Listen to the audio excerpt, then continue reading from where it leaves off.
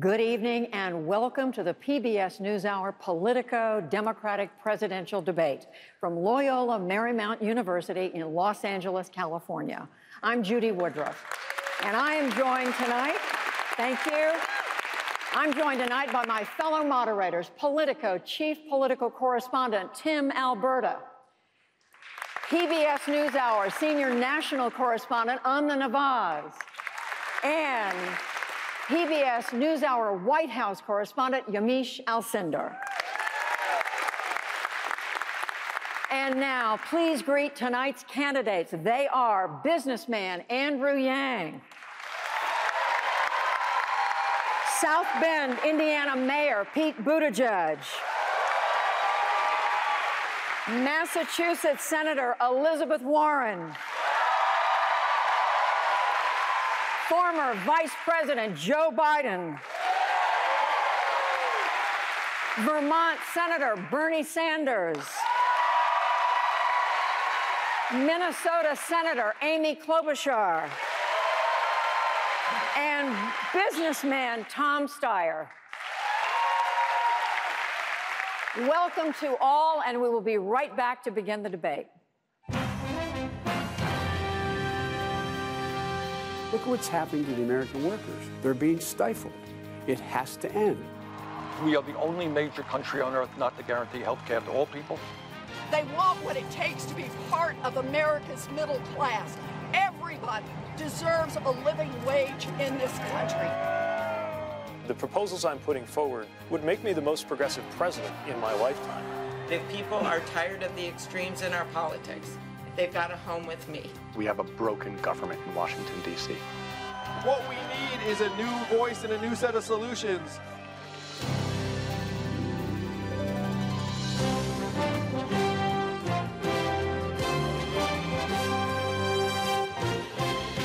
This is the PBS NewsHour Politico Democratic Debate. Now, live from Los Angeles, Judy Woodruff. Welcome back. A quick reminder of the rules for this debate. Each candidate has 1 minute and 15 seconds to answer direct questions from the moderators and 45 seconds to answer rebuttal and follow-up questions. Tonight's podium order on the stage was determined by an average of recent polls. And let's begin. To the candidates. Last night at this hour, the House of Representatives voted for only the third time in American history to impeach a president. Every one of you was in favor of this action. But unlike 1974 and President Nixon, congressional Democrats have so far not convinced a strong majority of Americans to support impeachment of President Trump.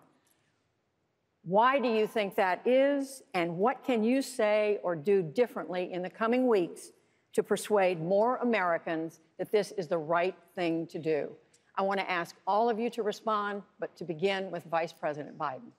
Well, you know, Judy, it was a constitutional necessity for the House to act as it did. And, Trump's response to suggest that only half of the American people want to see him thrown out of office now, I find is dumbing down the presidency beyond what I even thought he would do.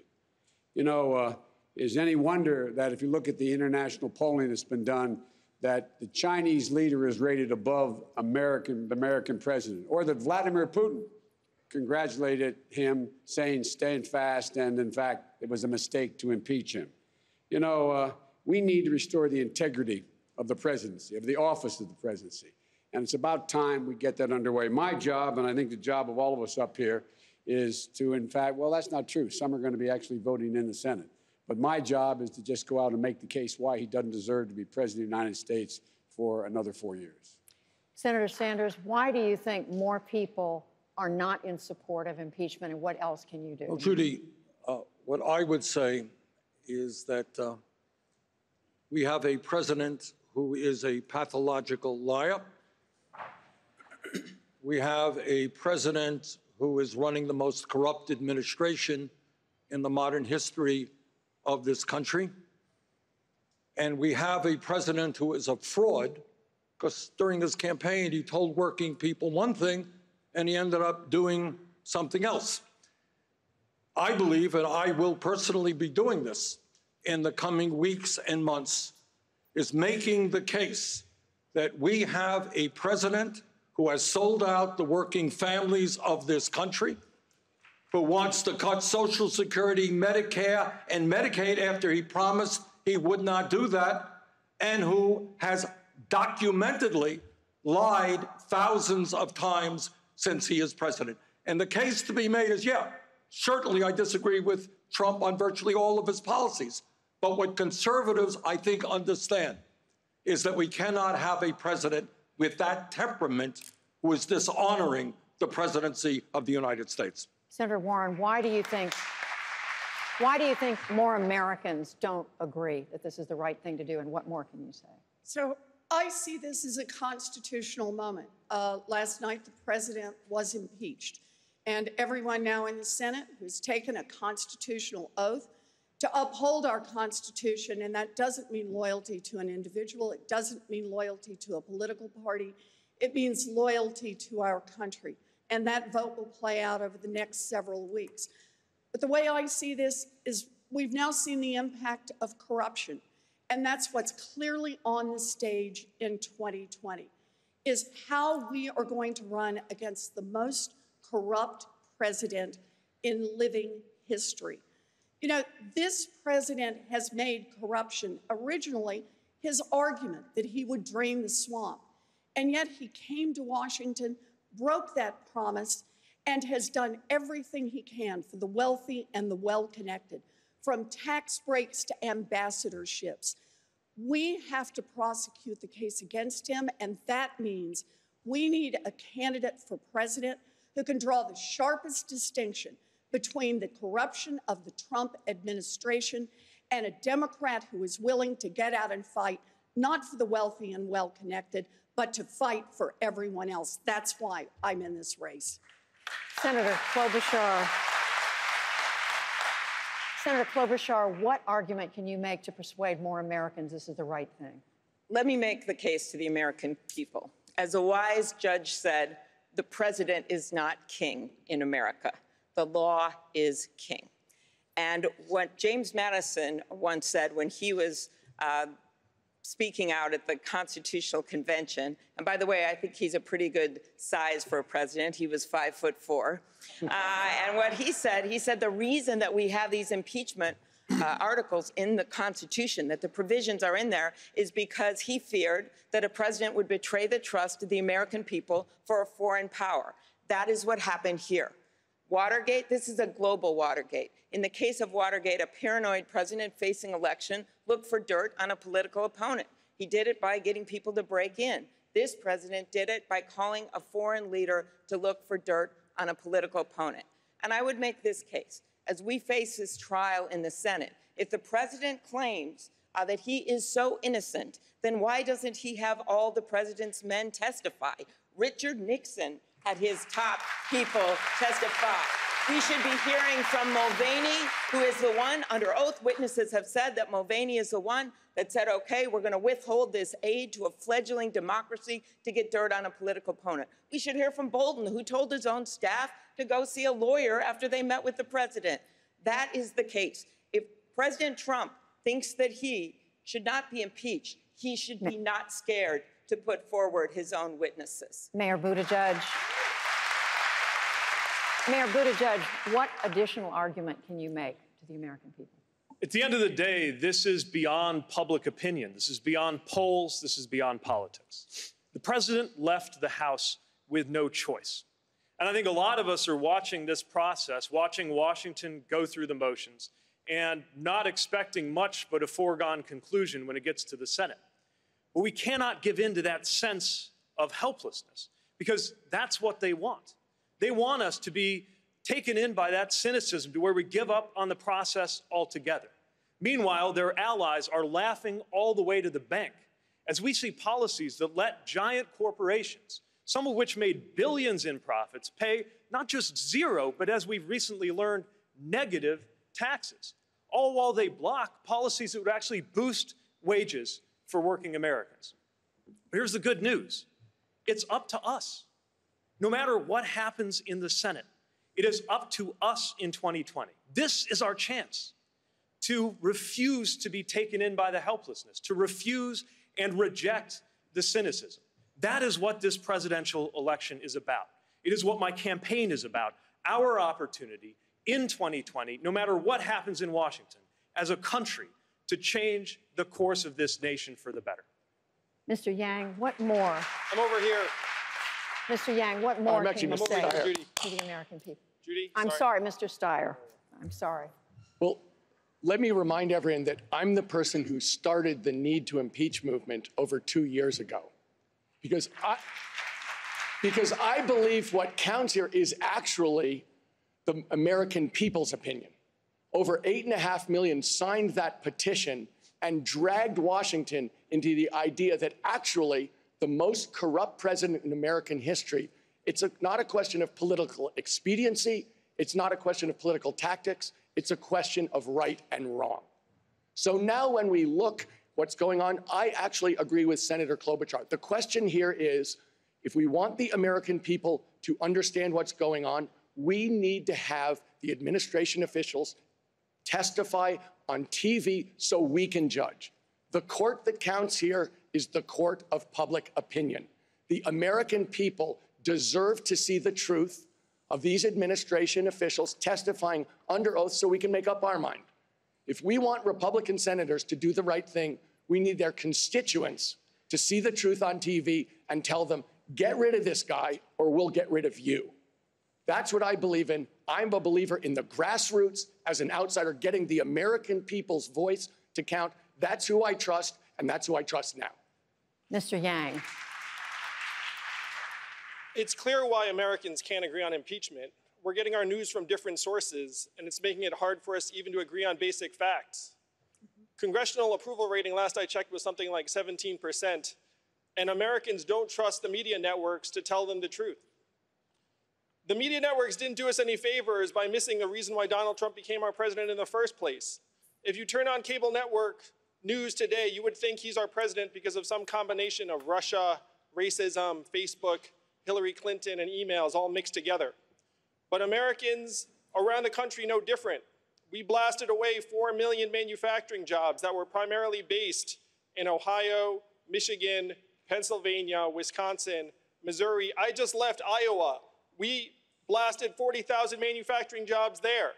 The more we act like Donald Trump is the cause of all of our problems, the more Americans lose trust that we can actually see what's going on in our communities and solve those problems. What we have to do is we have to stop being obsessed over impeachment, which unfortunately strikes many Americans like a ball game where you know what the score is going to be, and start actually digging in and solving the problems that got Donald Trump elected in the first place.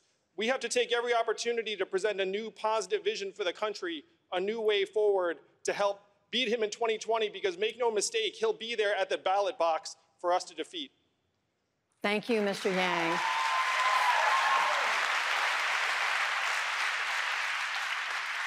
Let's turn now to an issue that is on the minds of all Americans, and that is the economy.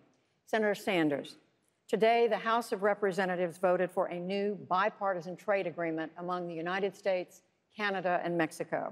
It was supported by union-friendly leaders like Speaker Nancy Pelosi and big labor groups like the AFL-CIO.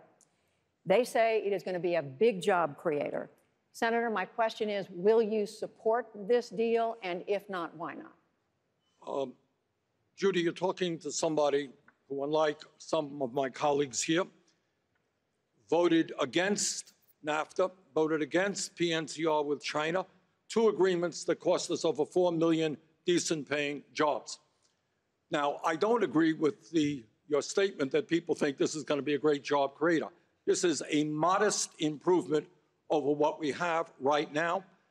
It would allow, hopefully, Mexican workers to organize into unions, independent unions, and be able to negotiate decent contracts. But at the end of the day, in my view, it is not going to stop outsourcing. It is not going to stop corporations from moving to Mexico, where manufacturing workers make less than $2 an hour.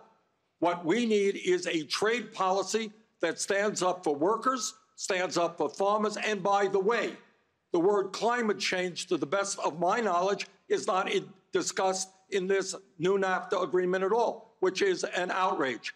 So no, I will not be voting for this agreement, although it makes some modest improvements. Senator Klobuchar? I have a different view. I'll go with my friend Sherrod Brown, who has voted against every trade agreement that's come in front of him, and he's voting for this, and I am too.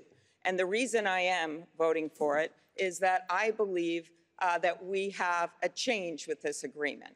I would not have voted for the agreement that President Trump put forward, but we've got better labor standards, better environmental standards, and a better deal when it comes to the pharmaceutical provision, which I also opposed.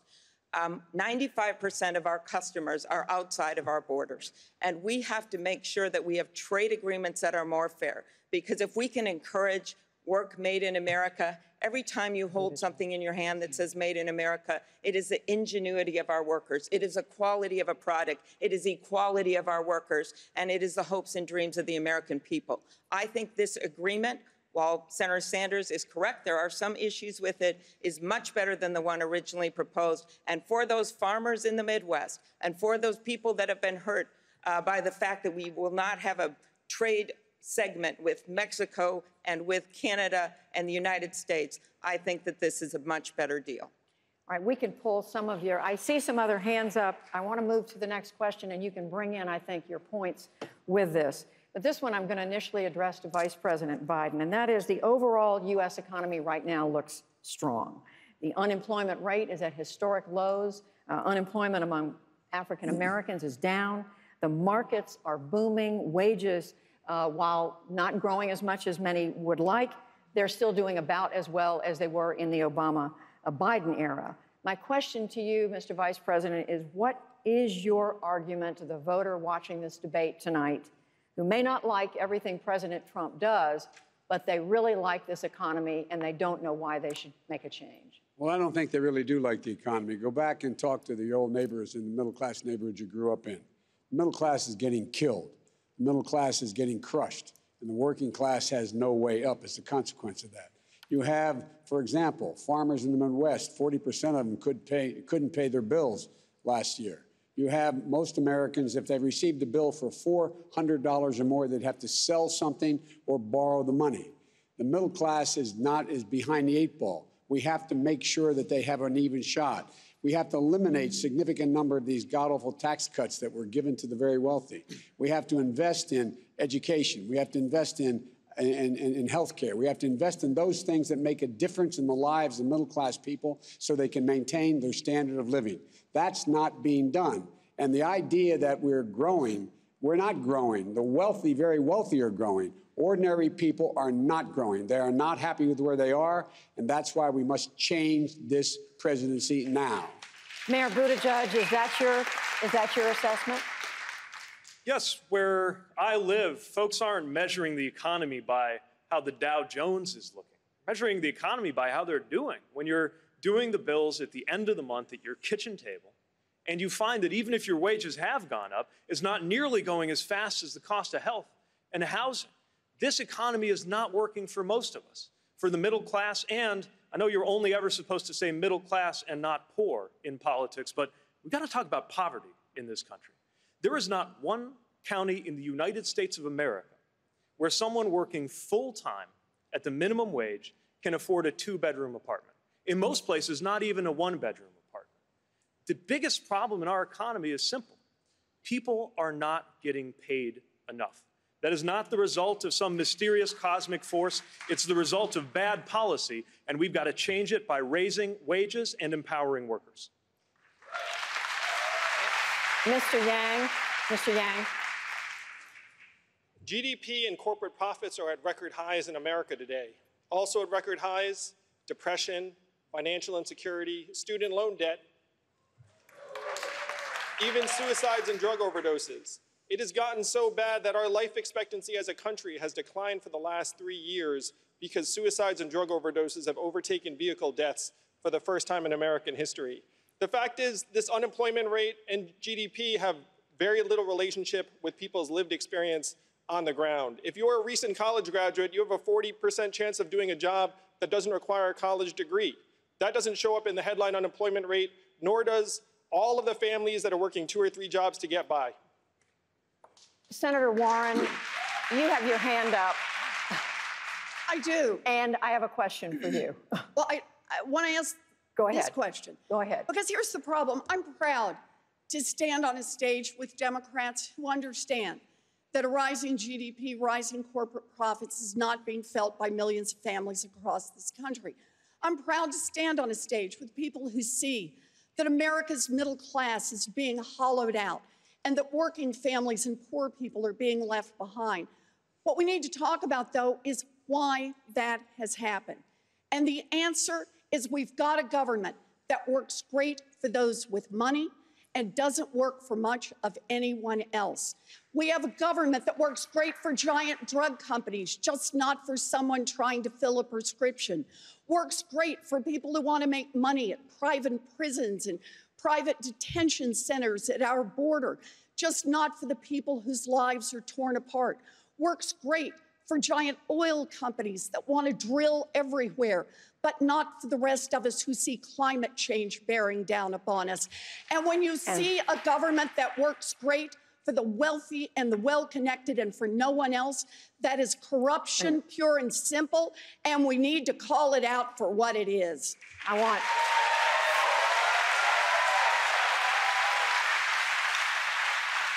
want Senator Sanders, if you would, a brief response, and then I have another question. Look, here's the response. Trump goes around saying the economy is doing great. You know what? Real inflation accounted for wages went up last year? 1.1%. That ain't great. Tonight, while 3 people own more wealth than the bottom half of America, 500,000 Americans, including 30,000 veterans, are sleeping out on the streets. Today in America, we have the highest rate of childhood poverty of almost any major country on earth. More income and wealth inequality since the 1920s. We need an economy that works for working families, not just the 1%. That is what our campaign is about. Senator Warren, I have a question for you. Every candidate on the stage has proposed tax increases on the wealthy, but you have especially ambitious plans that, apart from health care, would hike taxes an additional $8 trillion over the decade, the biggest tax increase since World War II. How do you answer top economists who say taxes of this magnitude would stifle growth and investment? Oh, they're just wrong.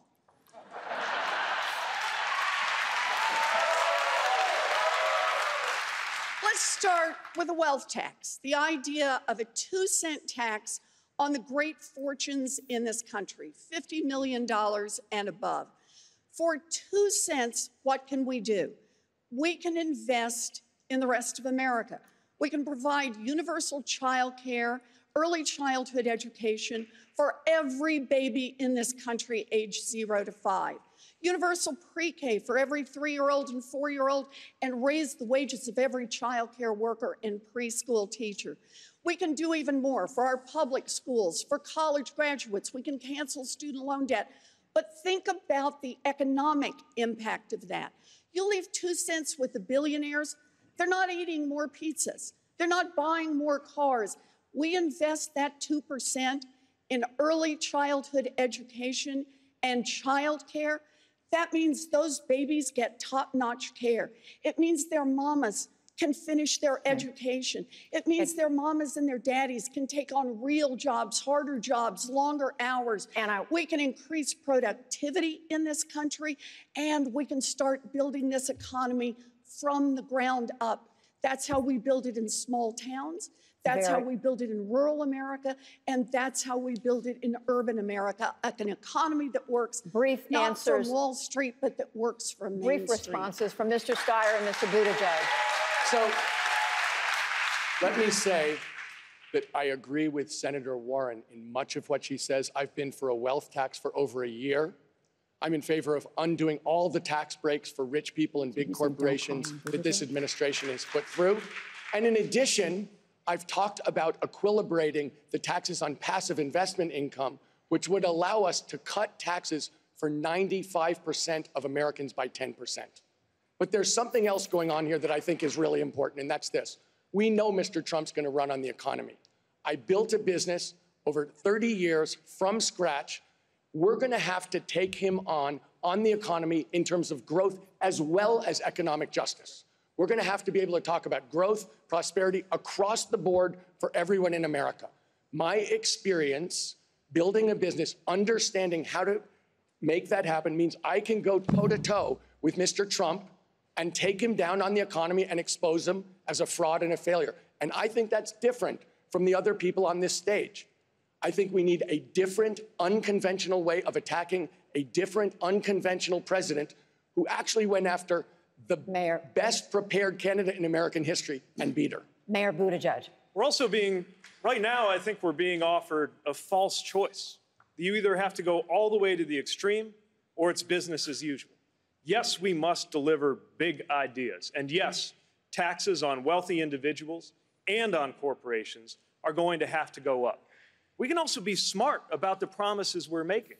Make sure they're promises that we can keep without the kind of taxation that economists tell us could hurt the economy.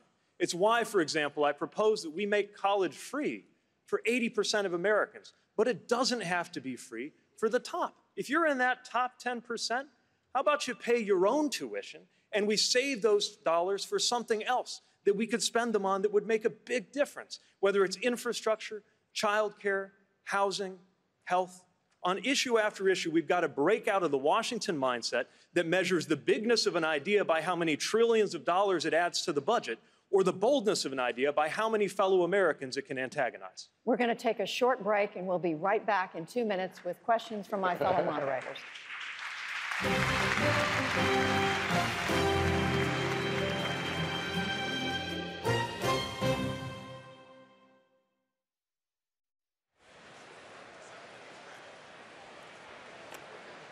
Welcome back, everyone.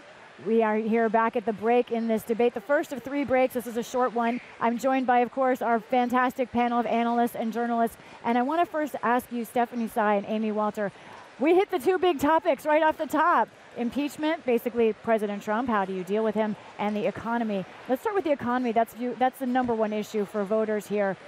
All of these candidates want $15 an hour minimum wage, at least eventually. But what differences did we hear? Anything significant? Well, the difference we heard was at the very end there with Pete Buttigieg saying, you know, we got to make sure that there are promises that we can keep. And going back, something we talked about before the debate began, this sense of breaking away from Elizabeth Warren by saying we can be big, we can be bold, we can have really progressive ideas. But if we look like we are measuring our boldness just in how high how much tax we are putting on Americans, how big the programs are going to be, that's just going to come back and hurt the Democratic nominee. Stephanie Tsai. So first of all, Elizabeth Warren's answer to Judy's question, she didn't answer it directly. She just said, no, those models are wrong. There are different economic models of what impact what about economic doubts about your plan? She said they're just wrong. Yeah, and you know, the fact is Wharton at the University of Pennsylvania came out with a budget model just last week and did say that her model in the next 10 years could constrain GDP growth. So there are different models out there. She's going to have to continue to explain that question if she makes it into the general election. She's the policy queen, so she has to also have some details. That's right. All right, looks like candidates might have gotten their drinks of water. I hope you did too. And we're going to go back to the stage momentarily, again, for the PBS NewsHour Politico Democratic debate. Many more big issues to come. Stay tuned.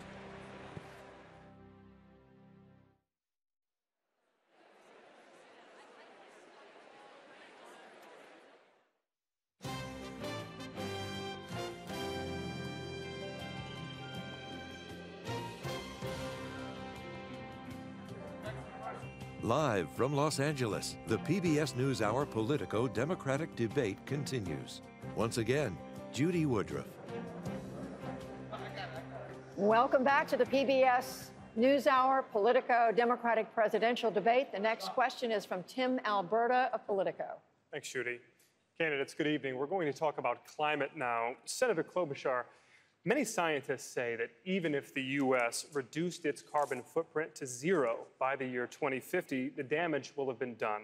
The climate change will have made certain places in the U.S. unlivable. So knowing this, would you support a new federal program to subsidize the relocation of American families and businesses away from places like Miami or Paradise, California, perhaps, Davenport, Iowa, because we know these places are going to be hit time and time again?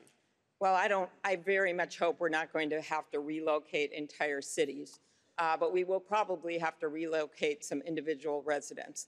And the problem right now is that this climate change is an existential crisis. And you are seeing it here in California with the fires that you just had. You saw it in Northern California, as was mentioned with Paradise.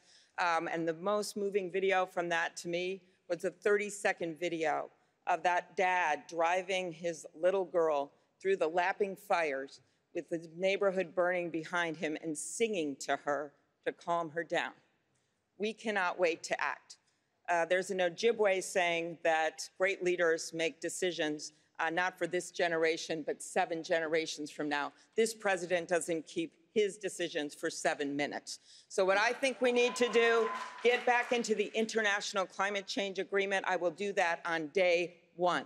On day 2, bring back the clean power rules. On day 3, the gas mileage standards. I see the governor of California, who's been working so hard to get those done, defied every step of the way by the Trump administration, and then introduced sweeping legislation to put a price on carbon and build a fridge to the next century. Thank you, Senator Which means Klobuchar. we must upgrade our buildings and our building standards. Thank you, Senator Klobuchar. Mr. Steyer, would you support such a new federal program, again, to help subsidize the relocation of these families? Look, I am hoping that we, in fact, will do what I'm suggesting, which is declare a state of emergency on day 1 of my presidency. I have made this. I believe I'm the only person here who will say unequivocally, this is my #1 priority. I know that we have to deal with this crisis. I know that we have to deal with it from the standpoint of environmental justice. I've been working on this for more than a decade. I've taken on oil companies and beaten them on environmental laws. I've pushed clean energy across this country. I've prevented pipelines, and I've prevented fossil fuel plants. But what I know is this. Not only can we clean up the air and water in the Black and brown communities where our pollution is concentrated, this is also the opportunity to create literally millions of middle-class union jobs well paid across the United States of America. Our biggest crisis is our biggest opportunity. And if we don't declare a state of emergency on day 1, I don't understand how we go to the people around the world to lead the coalition that has to happen and that only America can lead. Look, this is a generational question. I have a lot of respect for the people on this stage. I know everybody is worried about this. But for instance, I would call on Mayor Buttigieg to prioritize this higher because the people in his generation understand that this is a crisis that we have to go on right now, but it's also the greatest opportunity to rebuild and reinvent America. Thank you, Mr. Steyer. Mr. Buttigieg, 45 seconds to respond. Well, I've made clear that this will be a topic of day 1 action, and this is not theoretical for me. I live in one of those river cities that you're talking about. Not only that, I live right by the river. My neighborhood flooded in the second of 2 once-in-a-millennium floods that we had in 2 years. Do the math on that. So I know what's at stake. And it's why I insist that we act with a carbon tax and dividend, with massive increases in renewable research on renewable energy, energy storage, and carbon storage. But bigger than that, we have to summon the energies of the entire country to deal with this. I've seen politicians in Washington saying the right thing about climate change for as long as I've been alive. All these plans we have to get carbon neutral by 2050, and I think most or all of us have one, their impact is multiplied by 0 unless something actually gets done. We'd like to switch. And that is why I want to make sure that our vision for climate includes people from the auto worker down the block from me in South Bend to a farmer a few minutes away, so that they understand that we are recruiting them to be part of the solution. Thank you, Mr. Not Mayor. beating them over the head and telling them they're part We'd like of the to switch gears slightly. Vice President Biden, I'd like to ask you, 3 consecutive American presidents have enjoyed stints of explosive economic growth due to a boom in oil and natural gas production. As president, would you be willing to sacrifice some of that growth, even knowing potentially that it could displace thousands, maybe hundreds of thousands of blue-collar workers in the interest of transitioning to that greener economy? The answer is yes. The answer is yes, because the opportunity for those workers to transition to high-paying jobs Tom said, is real. We're the only country in the world that's ever taken great crises and turned them into enormous opportunities. I've met with the union leaders. For example, we should, in fact, be making sure right now that every new building built is energy contained, that it doesn't leak energy, that, in fact, we should be providing tax credits for people to be able to make their homes turn to solar power. Where there's all kinds of folks out here, right here in California. We're now on the verge of having batteries that are about the size of the top of this podium, that you can store energy when, in fact, the wind isn't blowing and the sun isn't shining. We have enormous opportunities. For example, you talk about, would we relocate people who, in fact, were in a position where they lost their homes? We have to not rebuild to the standard that existed before when we talk about when we come in and help people. We have to rebuild to the standard that exists today. For example, we shouldn't build another new highway in America that doesn't have charging stations on it. We have an opportunity to put 550,000 charging stations so that we own the electrical vehicle market, creating millions of jobs for people installing them, as well as making sure that we own the electric vehicle market. There's so many things we can do, and we have to make sure we explain it to those people who are displaced that their skills are going to be needed for the new opportunities. Thank you, Vice President Biden. Senator Sanders. Tim, in all due respect, your question misses the mark. It is not an issue of relocating people in towns. The issue now is whether we save the planet for our children and our grandchildren. The issue, as you should know, what the scientists are telling us is they have underestimated the threat and severity of climate change. You're talking about the Paris Agreement, that's fine. Ain't enough. We have got to, and I've introduced legislation to do this, declare a national emergency. The United States has got to lead the world. And maybe, just maybe, instead of spending $1.8 trillion a year globally on weapons of destruction, maybe an American president, i.e. Bernie Sanders, can lead the world.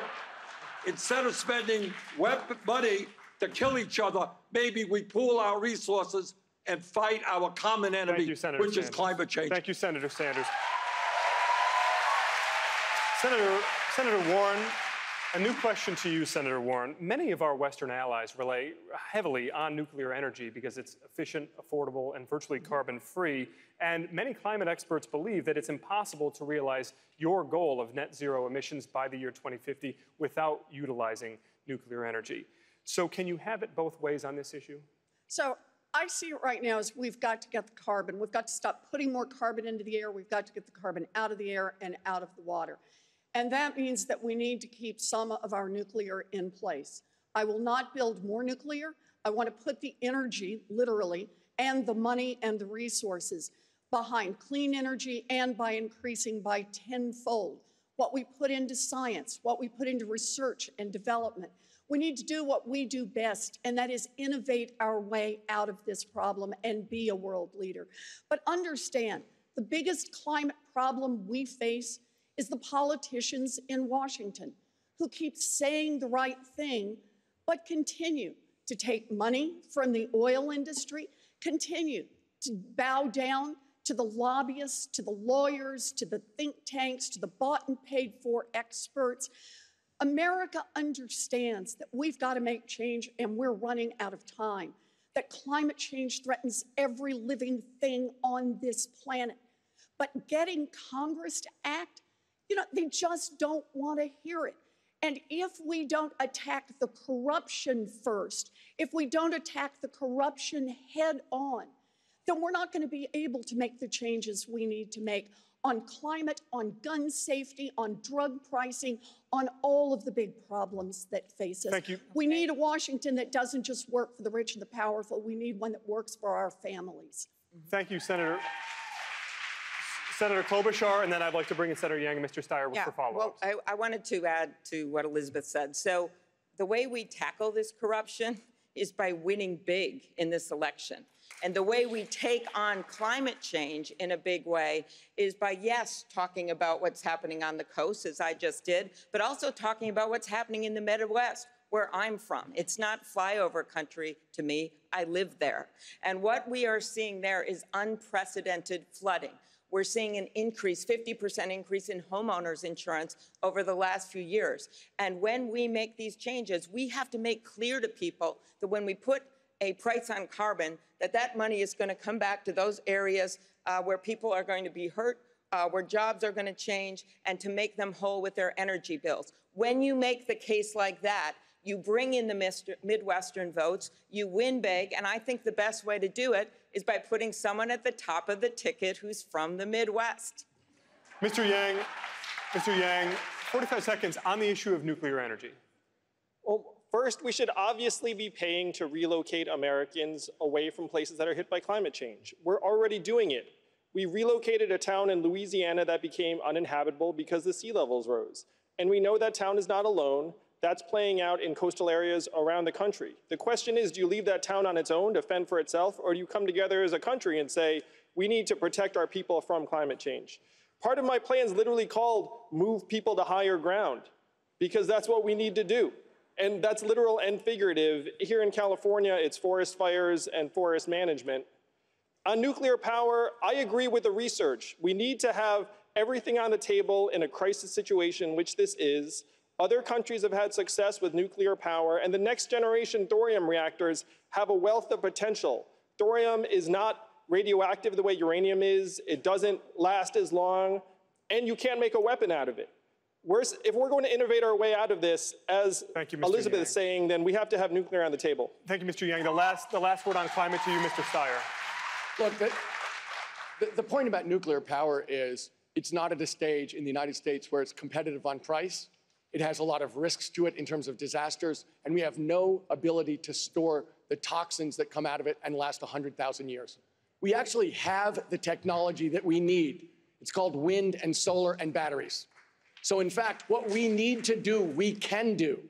We've got to stop taking a look at this as something that we can't do, because we can do this, and we can do it in a way that rebuilds this country on an accelerated basis, creates millions of union jobs, and we come at it from the standpoint of environmental justice. This is our greatest opportunity to reinvent this country, to actually take on the biggest challenge in history and succeed together. You want to pull the country together with all this partisanship?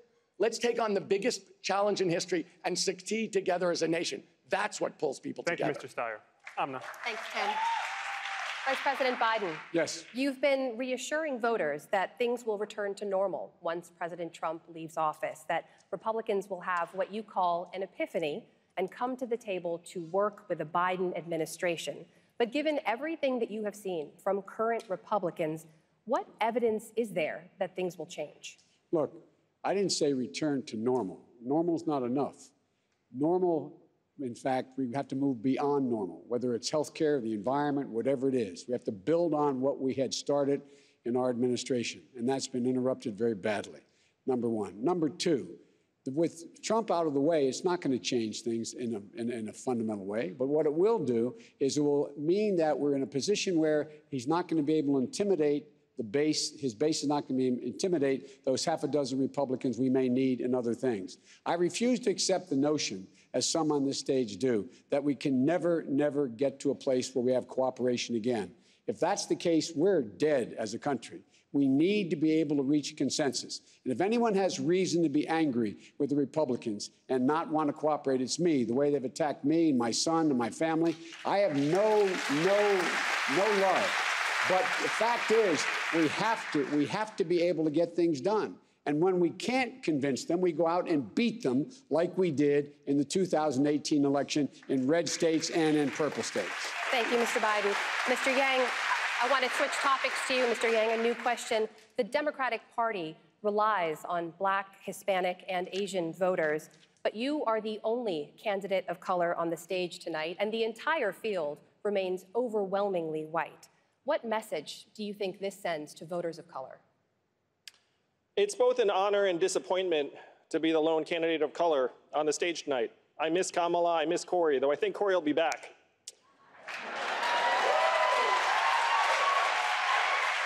I grew up the son of immigrants, and I had many racial epithets used against me as a kid.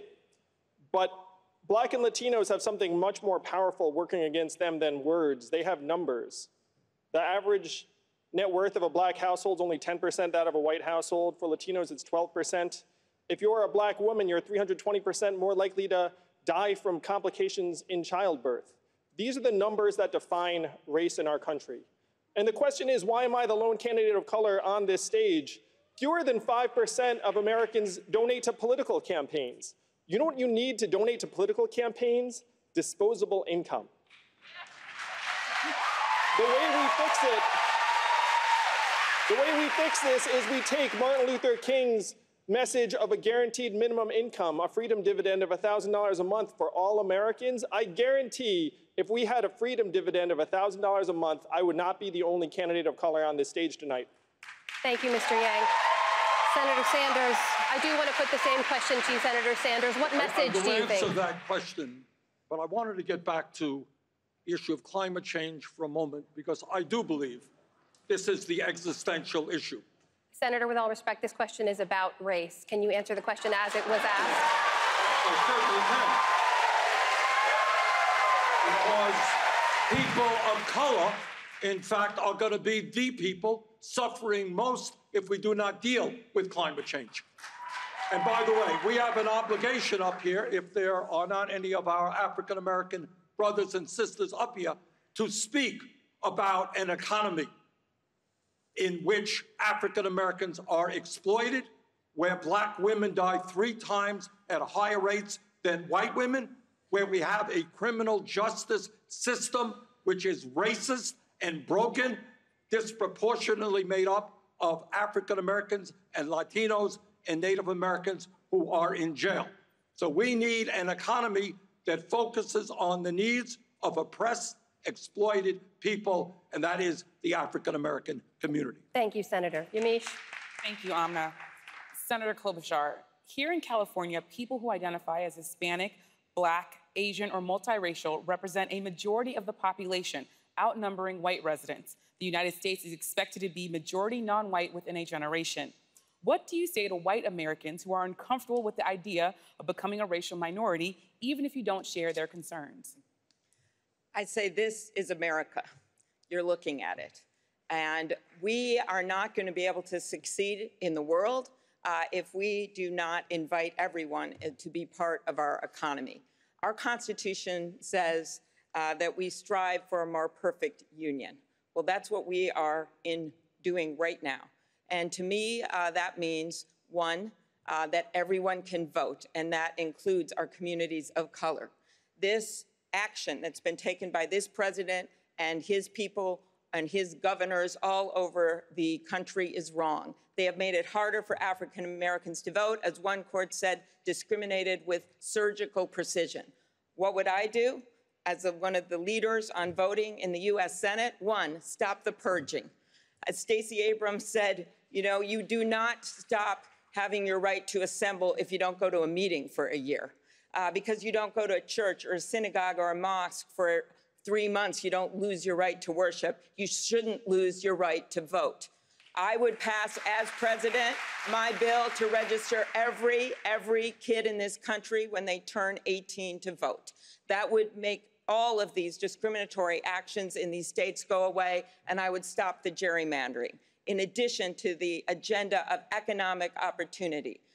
Because as Martin Luther King says, what good is it to integrate a lunch counter if you can't afford a hamburger? Thank you, Senator. Let's now turn to the issue of foreign policy and the Middle East. Senator Sanders, Secretary of State Mike Pompeo recently declared that the United States believes Israeli settlements in the West Bank do not violate international law. That broke decades-long U.S. precedent. How would you respond to Israeli expansion of settlements? Would you link that to foreign aid to Israel? Israel has, and I say this as somebody who lived in Israel as a kid, proudly Jewish, Israel has the right not only to exist, but to exist in peace and security. But what U.S. foreign policy must be about is not just being pro-Israel, we must be pro-Palestinian as well. And whether, in my view, we must understand that right now in Israel we have leadership under Netanyahu who has recently, as you know, been indicted for bribery, who in my view is a racist. What we need is a level playing field in terms of the Middle East, which addresses the terrible crisis in Gaza, where 60 or 70% of the young people are unemployed. So what my foreign policy will be about is human rights, is democracy, is bringing people together in a peaceful way, trying to negotiate agreements, not endless wars with trillions of dollars of expenses. Thank you, Senator. Mayor Buttigieg. What we are seeing in the Middle East and around the world are the consequences of this president's failure, this president's refusal to lead. It's particularly disturbing in the case of Israel because he has infused domestic politics, making U.S. foreign policy choices in order to effectively interfere in Israeli domestic politics, acting as though that somehow makes him pro-Israel and pro-Jewish while welcoming white nationalists into the White House. But it's not only in the Middle East that we see the consequences of the disappearance of U.S. leadership. We see among our allies and among our adversaries, case after case, where the world is making plans on what to do, ignoring the United States because we're no longer considered reliable. It's not just the mockery at a cocktail party on the sidelines of a conference. It was the looks on the faces of the leaders at the UN as they looked at the United States president with a mixture of contempt and pity. As an American, I never again want to see the American president looked at that way by the leaders of the world. The world needs America right now, but it can't be just any America. It has to be one that is actually living up to the values that make us who we are, supporting peace, supporting democracy, supporting human rights, and supporting stability around the world. Thank you, Mayor Buttigieg. Senator Warren, President Obama pledged to close the detention camp at Guantanamo Bay, but could not. 40 prisoners remain there. Last year, U.S. taxpayers paid $540 million to keep Guantanamo open. Would you pledge to finally close the detention facility? And if elected, how will you do it? Yes, it's time to close this detention facility. It not only costs us money, it is an international embarrassment. We have to be an America that lives our values every single day. We can't be an America that stands up and asks people to fight alongside us, as we did with the Kurds in fighting ISIS, and then turn around in the blink of a tweet and say that we're turning our backs on the people who stood beside us. After that, who wants to be an ally of the United States? We have to be an America that understands the difference and recognizes the difference between our allies, the people who will work alongside us, and the dictators who would do us harm. And we need to treat our allies better than we treat the dictators. That needs to be our job as an America. We have the finest military on earth. All three of my brothers served. And we have people on this stage who have served, and I'm deeply grateful for that. Our military is strong and important, but we need to be an America that relies on our State Department, that relies on diplomacy, that relies on our economic power, and that relies on working together with the rest of the world to build a world that is sustainable environmentally and economically for everyone. Thank you, Senator Warren. Vice President Biden, why couldn't you close Guantanamo Bay? Why couldn't the Obama administration close Guantanamo Bay? We attempted to close Guantanamo Bay, but you have to have congressional authority to do it. They've kept it open. And the fact is that we, in fact, think it's the greatest, it is an advertisement for creating terror. Look, what we have done around the world in terms of keeping Guantanamo open, or what Trump has done by no longer being an honest broker in Israel, there's no solution for Israel other than a two-state solution. It does not exist. It's not possible to have a Jewish state in the Middle East without there being a two-state solution. And he has played to all the same fears and all the prejudices that exist in this country and in Israel. Bibi Netanyahu and I know one another well. He knows that I think what he's doing is outrageous. What we do is we have to put pressure constantly on the Israelis to move to a two-state solution. not withdraw physical aid from them in terms of their security. And lastly, I think that Senator Warren is correct. We have led by not the example of our power, but the power of our example. And the example we're demonstrating now is horrible. It's hurting us badly. Thank you, Vice President Biden. Judy? I want to turn to another part of the world, and that's China.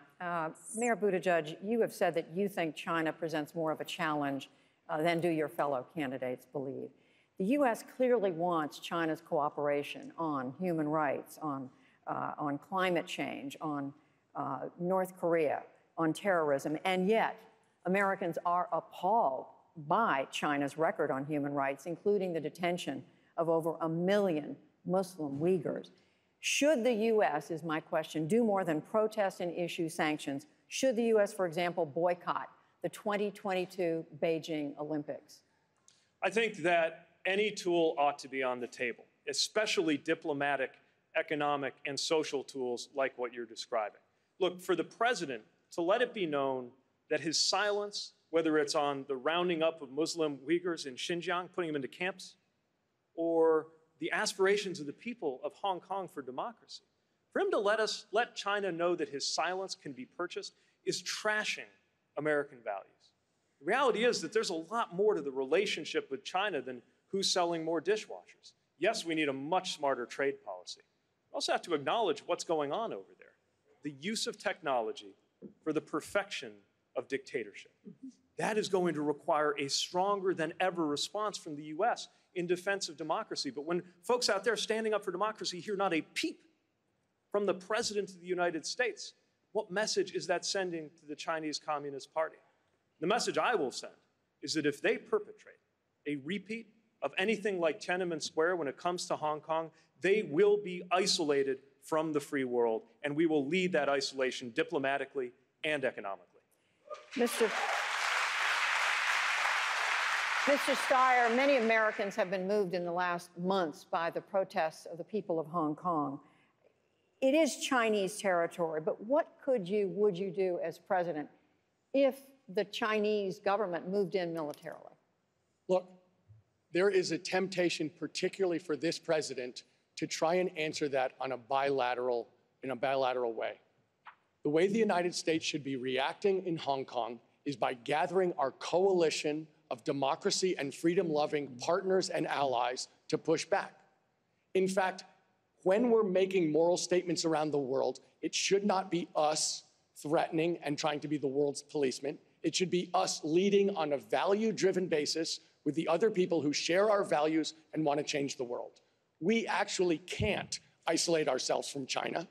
In fact, we have to work with them as a frenemy, people who disturb us, who we disagree with, but who, in effect, we are linked to in a world that is ever getting closer. And in fact, if we are going to treat climate as the threat that it is, we are going to have to partner with the Chinese.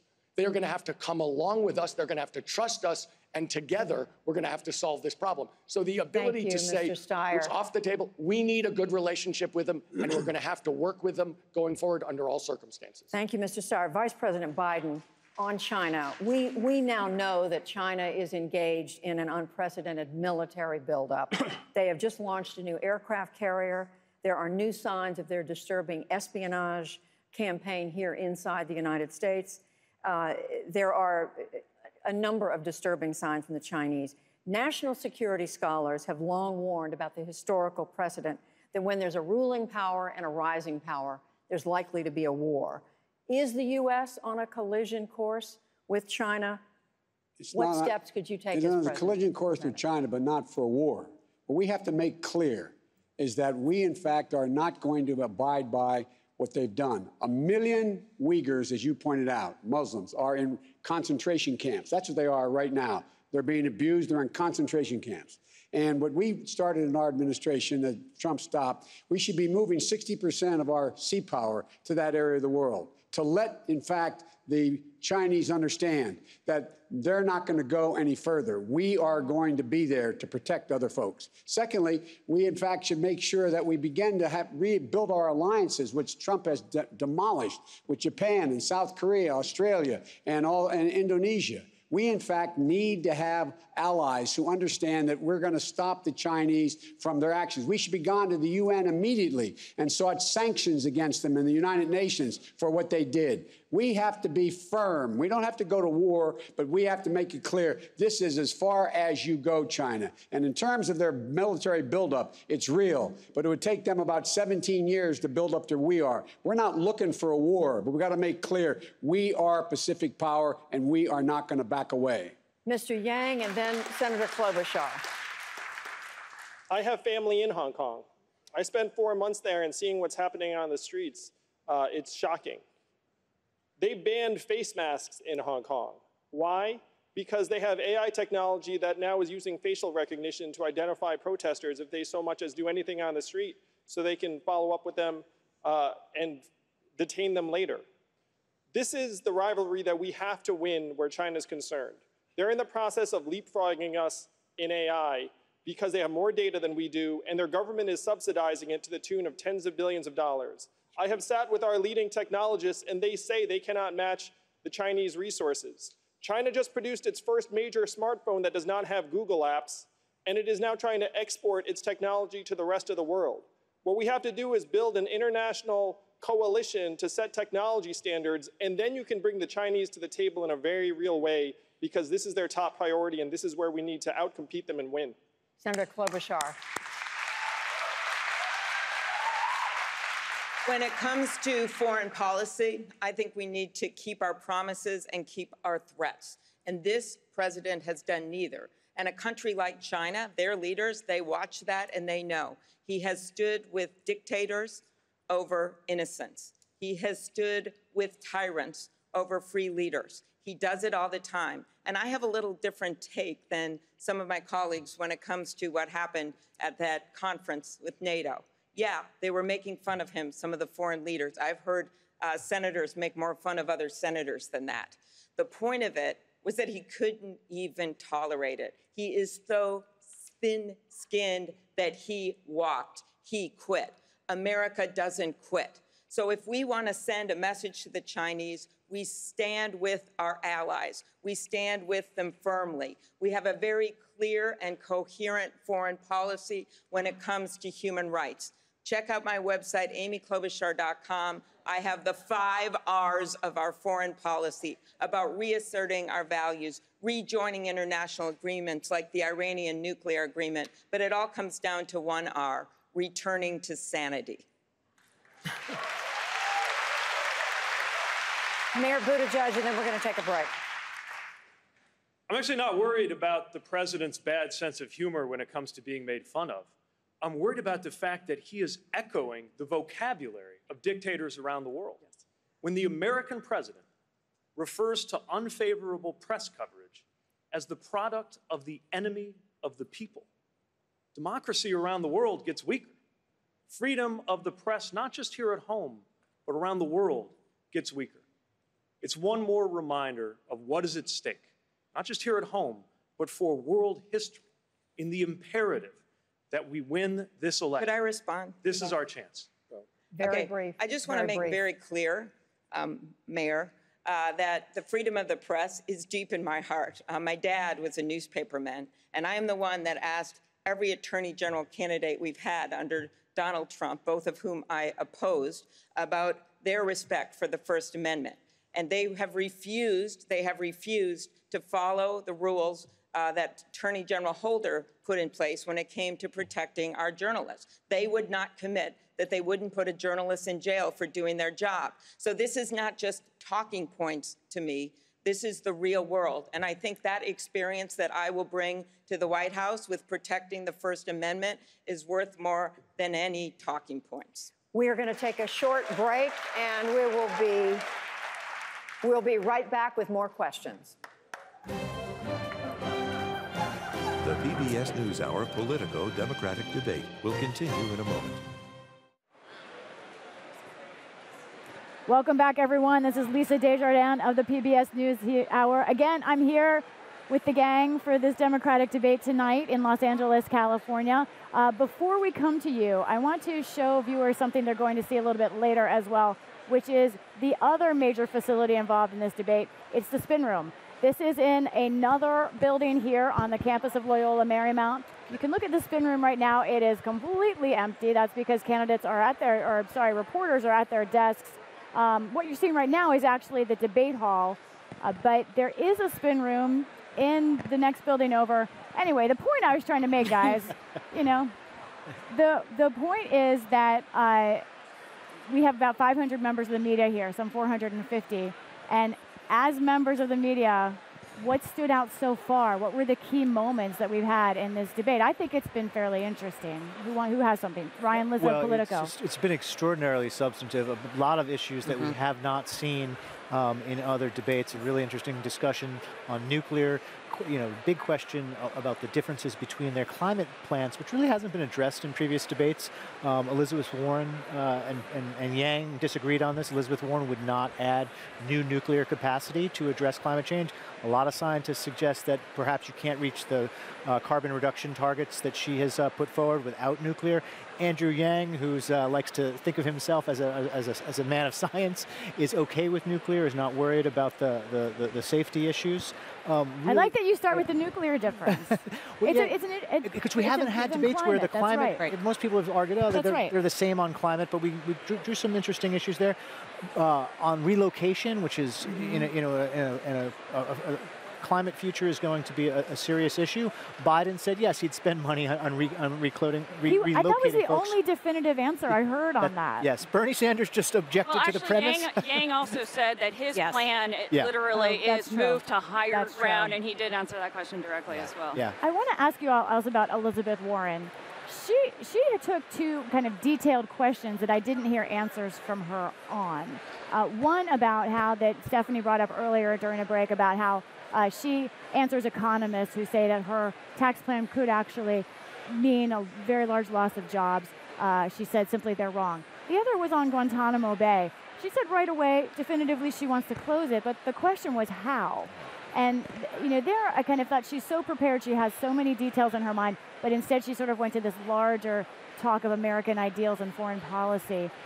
Does it matter whether a candidate supplies direct answers and details to these questions, or do voters, Amy Walter, want this big vision and sort of lofty rhetoric? Voters want to understand the value system of these candidates. They aren't getting into the weeds on these issues in the way that these candidates do. They want to feel like those candidates have thought through this, that they do understand the elements of the issue in front of them. But really what they need to deliver is, and this is the challenge for candidates at this stage of the process, but this sort of optimistic, forward-looking, a vision, a narrative, who we are as a country, who we can be as a country, and that the rest of the policies fit into that. Elizabeth Warren has a very clear narrative. The underlying challenge in our country, she says, is the corruption, right? It's the money that fuels our politics, that comes from big corporations and other wealthy individuals that keep us in this cycle that we're in right now. That's her bigger, broader narrative that she's been making now since the very beginning of the campaign. Laura Barone-Lopez, Yeah, and I think Warren also has been very effective in past debates, in this debate, as you said, Amy, circling her questions back to her core message, which is about corruption. And also her direct answer, I think, is what voters are looking for, whether it's about Guantanamo or the other issues that are coming up. They want to know exactly where that candidate stands, and then they understand that maybe later on they'll figure out the plan for it. I think that also we've been diving more into foreign policy in this debate than we have in the past. It gives candidates like Biden an opportunity to showcase some of his strengths, which is something that he's been doing all along on the campaign trail. He talks about foreign policy a lot there. He also talks about how, you know, he's being attacked by Trump, and that, like Trump, Putin also doesn't want him to be president. So this is giving him an opportunity to talk about that a lot more. I'd also say that Tom Steyer seems to be having somewhat of a strong night, which so far. Yeah. This was one of my questions. To me, this was one of the differences in this debate.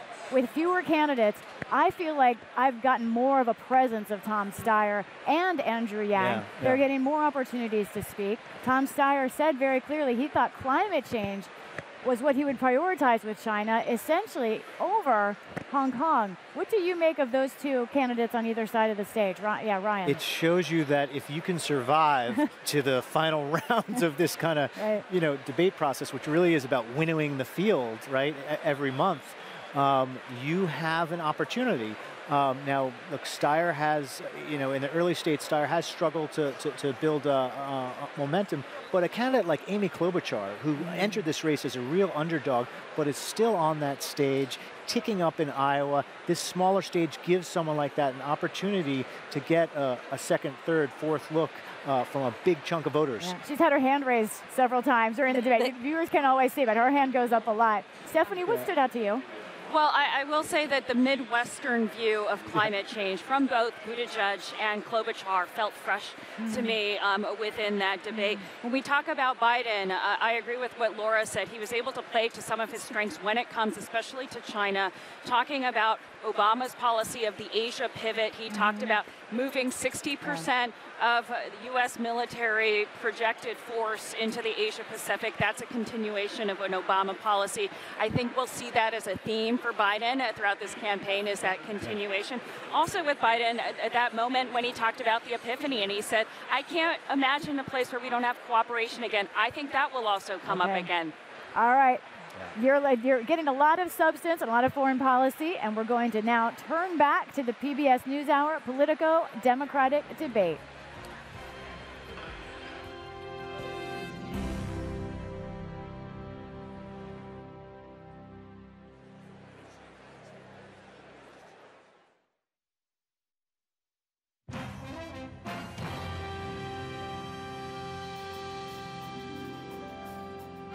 Live from Los Angeles, the PBS NewsHour Politico Democratic debate continues.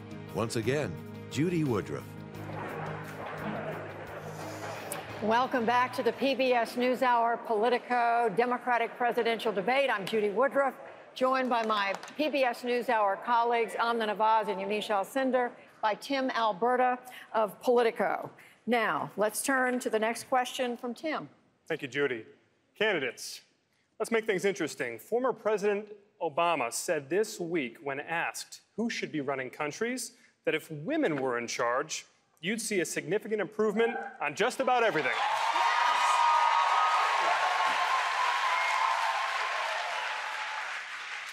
He also said, quote, if you look at the world and look at the problems, it's usually old people, usually old men, not getting out of the way. Senator Sanders, you are the oldest candidate on stage this evening. And I'm white as well. Yes. How do you respond to what the former president had to say? I got a lot of respect for Barack Obama. I think I disagree with him on this one. Maybe a little self-serving, but I do disagree. Here is the issue. The issue is where power resides in America. And it's not white or black or male or female. We are living in a nation increasingly becoming an oligarchy, where you have a handful of billionaires who spend hundreds of millions of dollars buying elections and politicians. You have more income and wealth inequality today than at any time since the 1920s. We are the only major country on earth not to guarantee health care for all people, which is why we need Medicare for all. We are facing an existential crisis of climate change. The issue is not old or young, male or female. The issue is working people standing up, taking on the billionaire class, and creating a government and economy that works for all, not just the 1%. Thank you, Senator Sanders. Vice President Biden, I'm going to guess that President Obama did not clear that remark through your campaign ahead of time. And What do you say to him? And I'm going to guess he wasn't talking about me either. Okay. Number one. Look, I'm running because I've been around. On my experience. With experience, hopefully comes judgment and a little bit of wisdom. The fact is that we're in a position now, the next president of the United States is going to inherit two things. Economy that is out of kilter and a domestic policy that needs to be, we have to unite America, and a foreign policy that requires somebody to be able on day one stand up, look out, the entire world know who that person is, know what they stand for, and know they know them. And that's the reason I'm running. I have more experience in doing that than anybody on this stage. Just to follow up, Vice President Biden, if elected, you would turn 82 at the end of your first term. You'd be the oldest president in American history. Are you willing? Churchill. Are you willing to commit American history? Oh, American history. Yes. Are you? I was joking. That was a joke. Okay. I appreciate it. Politico doesn't have much of a sense of humor. Oh, we've got a great sense of humor. They wouldn't have put me on stage otherwise. Are you willing to commit tonight to running for a second term if you're elected next November? No, I'm not willing to commit one way or another. Here's the deal. I'm not even elected one term yet, and let's see where we are. Let's see what happens.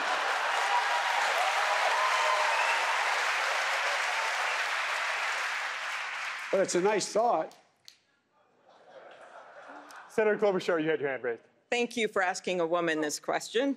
I think, first of all, we have not had enough women in our government. When I was on Trevor Noah's show once, I explained how in the history of the Senate there was something like 2,000 men and only 50 women in the whole history. And he said if a nightclub had numbers that bad, they would shut it down. However, it is not just about numbers. It's about what you get done. And that is my argument. If you look at the poll at the state that knows me best, and that is the state of Minnesota, it showed in the state that Hillary had her lowest margin of victory, it showed that I beat Donald Trump by 18 points. I beat him with men more than anyone on this stage. So I think what matters in this election is can you bring in those rural and suburban areas, particularly in the Midwest? And number two, what will you do when you get there? And I am someone that has passed over 100 bills with men and women, with Republicans and with Democrats, including changing the sexual harassment laws for the United States Congress, a bill I led so taxpayers are no longer going to have to pay for people that harass other people. Senator I have Warren. passed the law for drug shortages. I have done work in our rural areas. I think that's what most matters to people. I would be so proud to be the first woman president. But mostly, I want to be a president that gets things done and improves people's lives. Thank you, Senator Klobuchar. Senator Warren, you would be the oldest president ever inaugurated. I'd like you to weigh in as well. I'd also be the youngest woman ever inaugurated.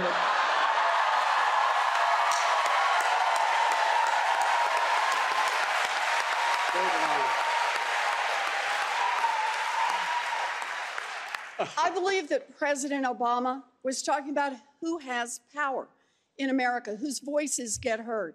I believe he's talking about women and people of color and trans people and people whose voices just so often get shoved out.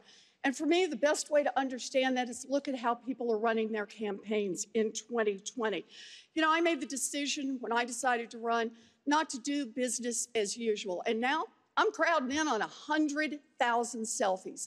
That's 100,000 hugs and handshakes and stories. Stories from people who are struggling with student loan debt. Stories from people who can't pay their medical bills. Stories from people who can't find childcare.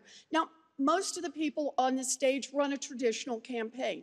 And that means going back and forth from coast to coast to rich people and people who can put up $5,000 or more in order to have a picture taken, in order to have a conversation, and in order maybe to be considered to be an ambassador. Thank you, Senator Warren. Those selfies, no, I want to finish this. Those selfies cost nobody anything. And I get it. In a democracy, we all have a lot of different points of view, and everybody gets one vote. But here's the thing. People who can put down $5,000 to have a picture taken don't have the same priorities as people who are struggling with student loan debt or are struggling to pay off medical debt. I'm running a campaign where people whose voices get heard. We can't have, Thank you, Senator Warren. We can't have people who can put down $5,000 for a check, drown out the voices of everyone else. Thank you, Senator Warren. They don't in my campaign, and they Mayor won't Buttigieg. in my White House. Mayor Buttigieg, you had your hand raised. Well, can't help but feel that might have been directed at me. And here's the thing. We're in the fight of our lives right now. Donald Trump and his allies have made it abundantly clear that they will stop at nothing, not even foreign interference, to hold on to power. They have already put together more than $300 million. This is our chance. This is our only chance to defeat Donald Trump. And we shouldn't try to do it with one hand tied behind our back. The way we're going to win is to bring everybody to our side in this fight. If that means that you're a grad student digging deep to go online to PeteForAmerica.com and chip in $10, that's great. And if you can drop $1,000 without blinking, that's great too. We need everybody's help in this fight. I'm not going to turn away anyone who wants to help us defeat Donald Trump. We need Democrats who've been with us all along, yes, but we also need independents worried about the direction of the country. If you were a Republican, disgusted with what's going on in your own party, we're not going to agree on everything, but we need you in this fight, and I will welcome you to our side. Thank you, Mr. Mayor. Senator Warren, 45 seconds to respond. So the mayor just recently had a fundraiser that was held in a wine cave full of crystals and served $900 a bottle wine. Think about who comes to that. He had promised that every fundraiser he would do would be open door, but this one was closed door. We made the decision many years ago that rich people in smoke-filled rooms would not pick the next president of the United States. Billionaires in wine caves should not pick the next president of the United States. Mr. Mayor, your response. You know, according to Forbes magazine, I am literally the only person on this stage who's not a millionaire or a billionaire. So if this is important, this is the problem with issuing purity tests you cannot yourself pass.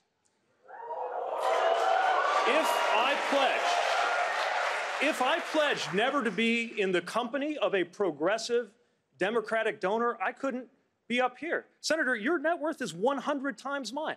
Now, supposing that you went home feeling the holiday spirit, I know this isn't likely, but stay with me, and decided to go on to PeteForAmerica.com and give the maximum allowable by law, $2,800. Would that pollute my campaign because it came from a wealthy person? No, I would be glad to have that support. We need the support from everybody who is committed to helping us defeat Donald Trump.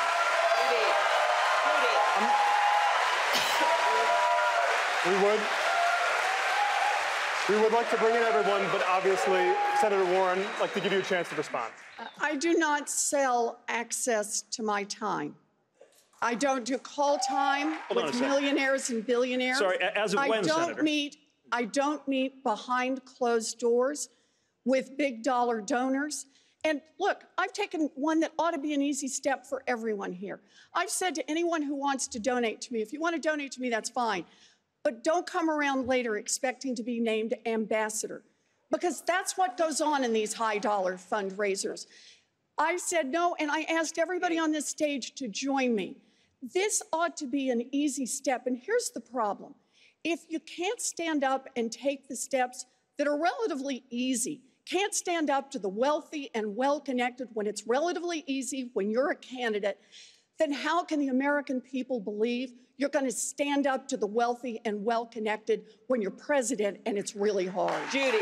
Senator, I've got to respond to that. Mr. Mayor, we're going to give you one more chance to respond. If you can't say no to a donor, then you have no business running for office in the first place. But also, Senator, your presidential campaign right now, as we speak, is funded in part by money you transferred, having raised it at those exact same big-ticket fundraisers you now denounce. Did it corrupt you, Senator? Of course not.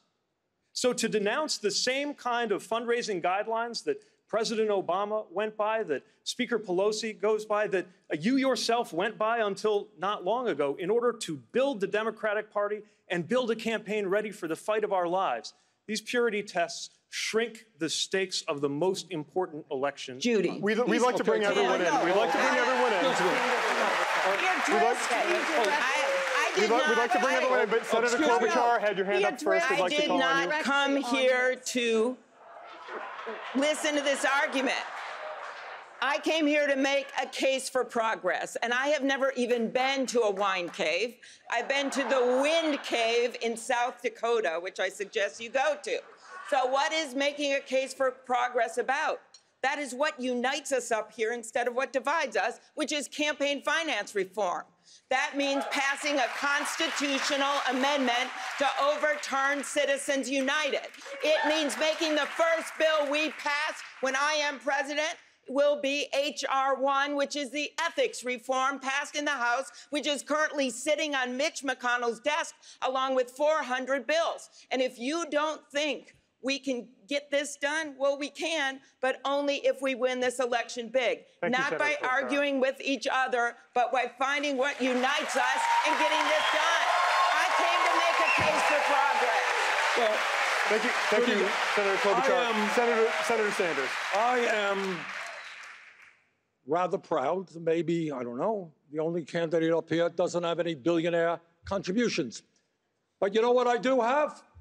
We have received more contributions from more individuals than any candidate in the history of the United States of America at this point in an election, averaging $18 apiece. Now, there's a real competition going on up here. My good friend Joe, and he is a good friend, he's received contributions from 44 billionaires. Pete, on the other hand, is trailing, Pete. You only got 39 billionaires contributing. So, Pete, we look forward to you. I know you're an energetic guy and a competitive guy to see if you can take on Joe on that issue. But what is not a laughing matter, my friends, this is why 3 people own more wealth than the bottom half. This is why Amazon and other major corporations pay 0 in federal taxes. We need to get money out of politics. We should run our campaigns on that basis. Thank you, Senator Sanders. Vice President Biden, 45 seconds to respond. My average contribution is $43, number one. That's number one. Number two, the idea that the senator is suggesting that I am in the pocket of billionaires, when in fact they oppose everything that I have ever done and continue to do. I have made sure from the very beginning, every one of my fundraisers is open to the press, every single solitary one, not one single time, period. And I've made sure that you know exactly where the largest contribution I've accepted is $2,800, which is allowed under law. And I'm the first person to introduce the constitutional amendment to make sure that there is all public funding of elections and all private funding. And we all should take a commitment, make a commitment to that right now on this stage. In the meantime, you got to fund a campaign. And we, in fact, have funded a campaign, average contribution, $43. Thank you, Vice President. Mr. Steyer, I would like to bring you in. Can I? Listen, I'm running because this government is broken because it's purchased by corporations. And I've spent 10 years fighting those corporations and beating them and building grassroots organizations to push power down to the people. That's what I've been doing for a decade. But let me say this. There's someone who's loving this conversation, and his name's Donald Trump. That's right. We know how he's going to run. He's told us last week, he looked at a group of Americans and said, I don't like you, you don't like me, it doesn't matter, you're going to support me because the Democrats will destroy the economy in 15 minutes. We need to go after this guy. He's a different breed of cat, and we need to beat him. And we need to talk about prosperity. And I spent 25 years building a business. We're going to have to take him on the economy, not have these kinds of conversations and tear each other down, but actually go after this corrupt president and beat him on the economy where he thinks he's king and where, in fact, he's a fraud and a failure. Thank you, Mr. Steyer. We're going to end it there. Amna? Thanks, Tim. I want to turn now to an issue that's been in the headlines quite a bit, and that is immigration. Mr. Yang, we have a question here from a professor right here at Loyola Marymount. There are nearly 200,000 DACA recipients, so-called dreamers, in the state of California, more than any other state, including several students right here at LMU. If you win and you reinstate DACA through executive action, another president could just overturn it again. So will you move on a permanent legislative fix for dreamers in your first 100 days if elected? Of course I would. I'm the son of immigrants myself, and I know that Dreamers are essentially Americans in everything but this legal classification.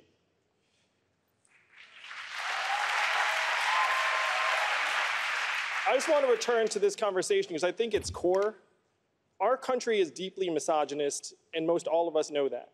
Money and men are tied together. That's where I thought Elizabeth was taking the conversation. The fact is, strong societies would elect more female leaders. Strong men treat women well for the same reasons.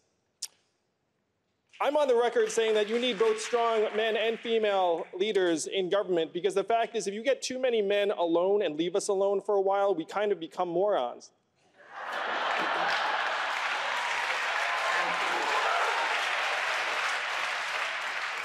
So it's related to our campaign finance rules because right now the fact is we operate in a fundamentally anti-woman marketplace, and that includes the marketplace for politicians.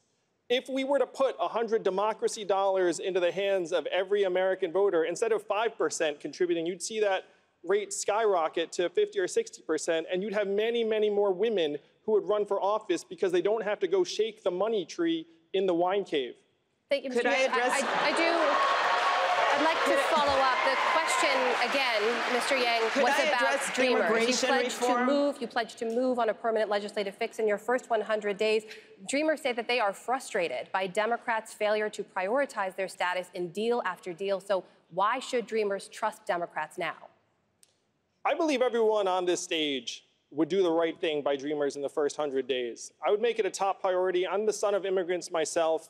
The fact is almost half of Fortune 500 companies were started by an immigrant or children of immigrants. Immigrants make our country stronger and more dynamic. And immigrants are being scapegoated for issues they have absolutely nothing to do with. If you go to the factory in Michigan, it's not wall-to-wall immigrants, it's wall-to-wall robot arms and machines. We have to send the opposite message of this administration. And as your president, I think I could send a very clear message where if you're considering immigrating to this country, and I'm the president, you would realize my son or daughter can become president of the United States. That's the opposite of the current administration, and that's the message I would love to send to the world. Thank you, Mr. Yang. Senator Sanders, a related question to you. Actually, Senator Sanders, I have a new question for you. You can respond to Mr. Yang's comments as well. I can't respond to the immigration question? This is related, sir, but there are estimated to be as many as 12 million undocumented immigrants in the U.S., more than 2 million right here in California. If you have a chance to forge a bipartisan immigration reform plan, would you insist on a path to citizenship for all 12 million or just a segment of that population? No, this is what I would do. Day one, executive order. Restore the legal status of 1.8 million young people in the DACA program. Day one, we change border policy so that federal agents will never snatch babies from the arms of their mothers. Day one, we introduce bipartisan legislation, which will in fact be comprehensive, which will result in a path toward citizenship for all of the 11 million who are undocumented.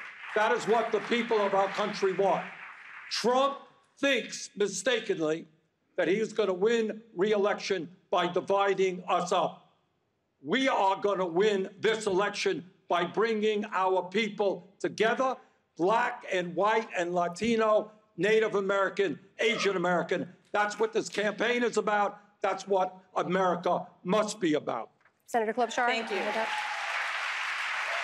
I started my day-to-day with a group of immigrants who were there talking to me about housing. And I thought about this president and what he's done. He has used our immigrants as political pawns. Every single day, he tries to draw a wedge. I will be a different president. My view on this comes from experience. When I got to the Senate, Senator Kennedy asked me to be one of the 2 new senators that was in the group to work on the immigration reform package. We got so close to passing that. I voted for it. Not everyone did, but most of the Democrats did. Then I was on the Judiciary Committee when President Obama was president, and we worked very hard on that immigration reform. We actually passed that with Republican votes. Then I was in the small group that worked on the compromise on the Dreamers that would have solved that problem. We didn't get that done because this president gut punched us. Thank you, I will Senator. take my views. I will take this experience. I will get this done because immigrants don't diminish America. They are America. Thank you, Senator. Mr. Steyer, briefly a response. Listen, I think it's important to note that this president is not against immigration. He's against immigration by non-white people. Yes. This is his attempt to divide us, as Senator Sanders said, on race.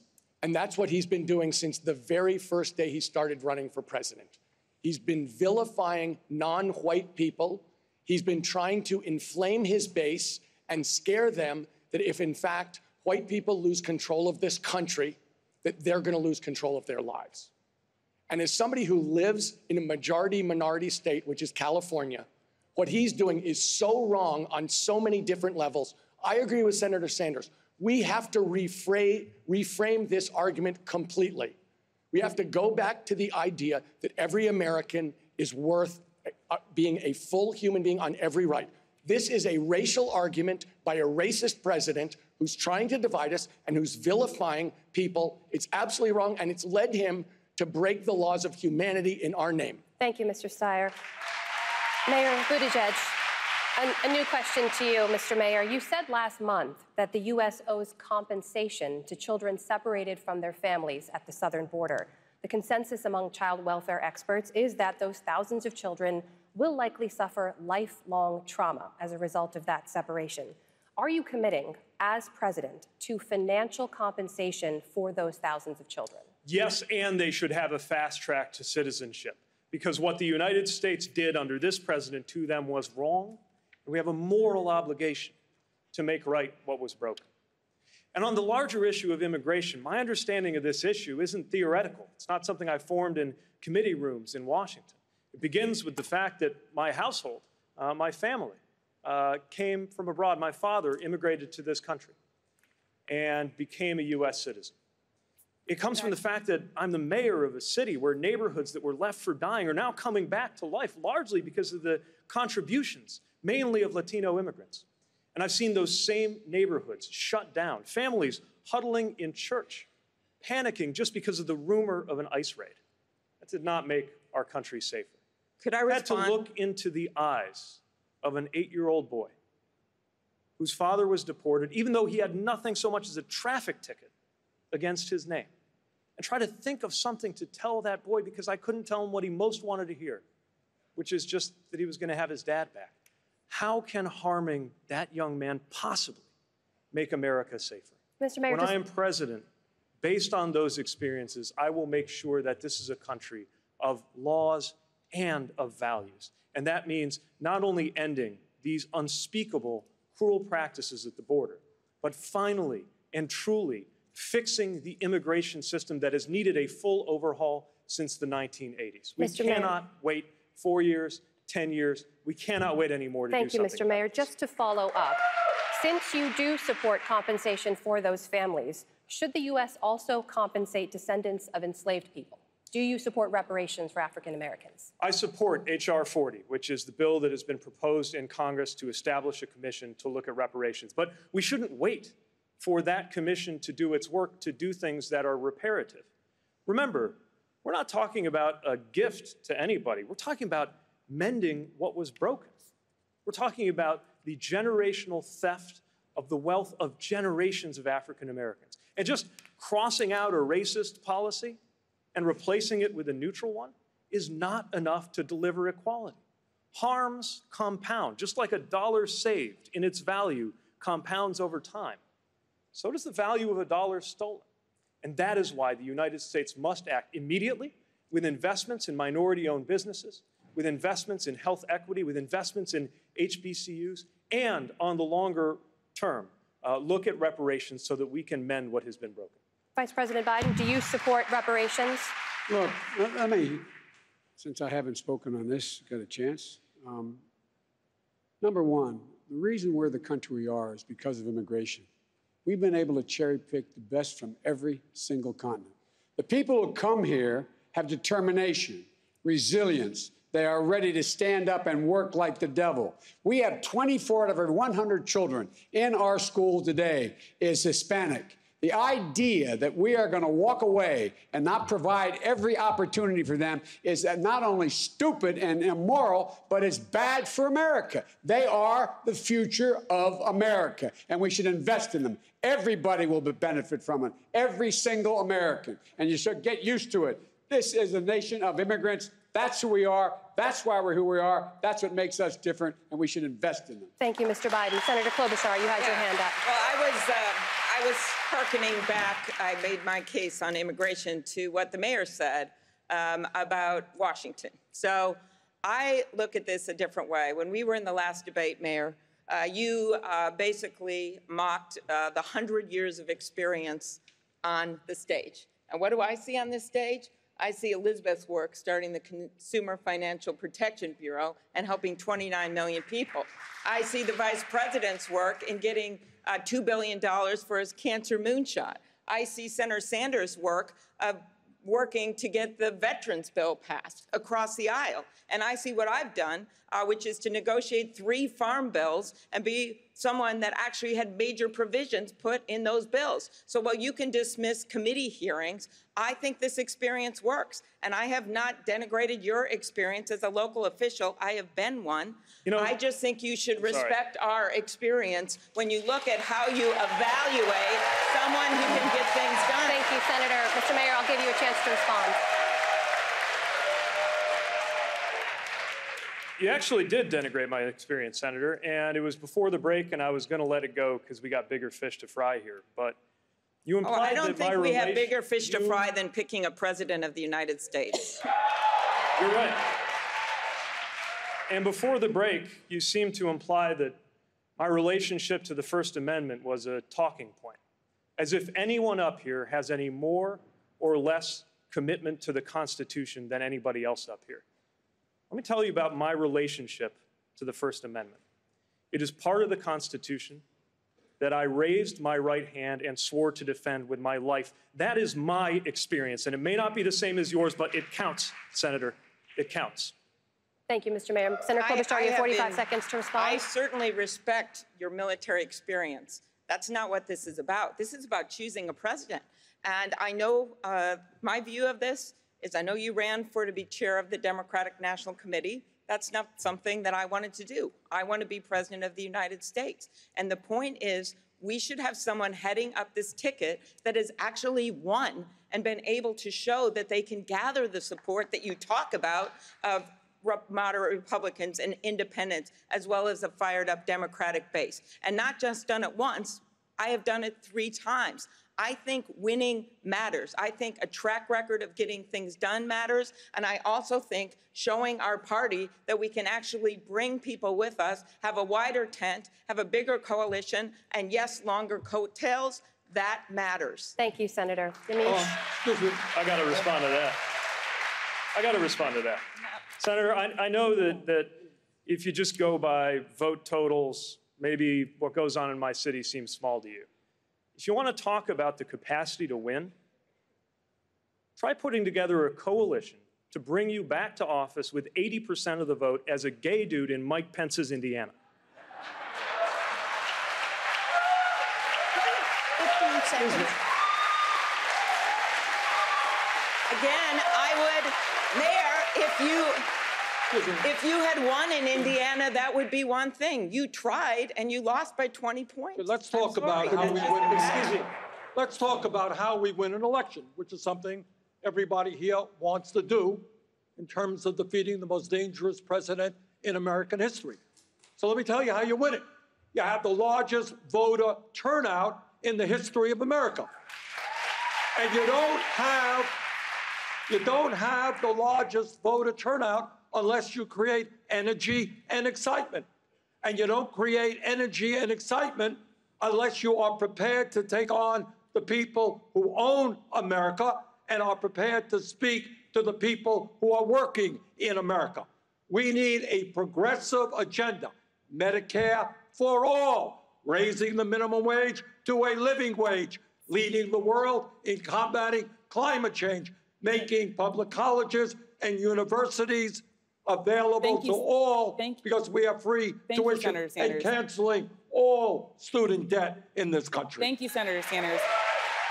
I'd like to turn to a new subject, and that is, of course, education. Senator Warren, you propose free public college tuition and student loan forgiveness for most families.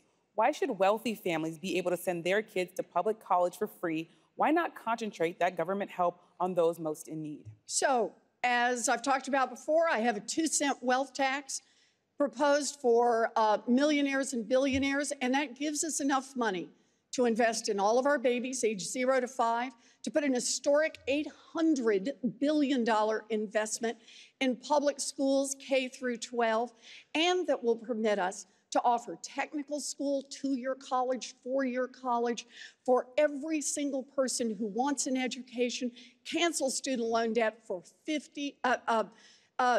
put a $50 billion investment in our historically Black colleges and universities, and cancel student loan debt for 43 million Americans.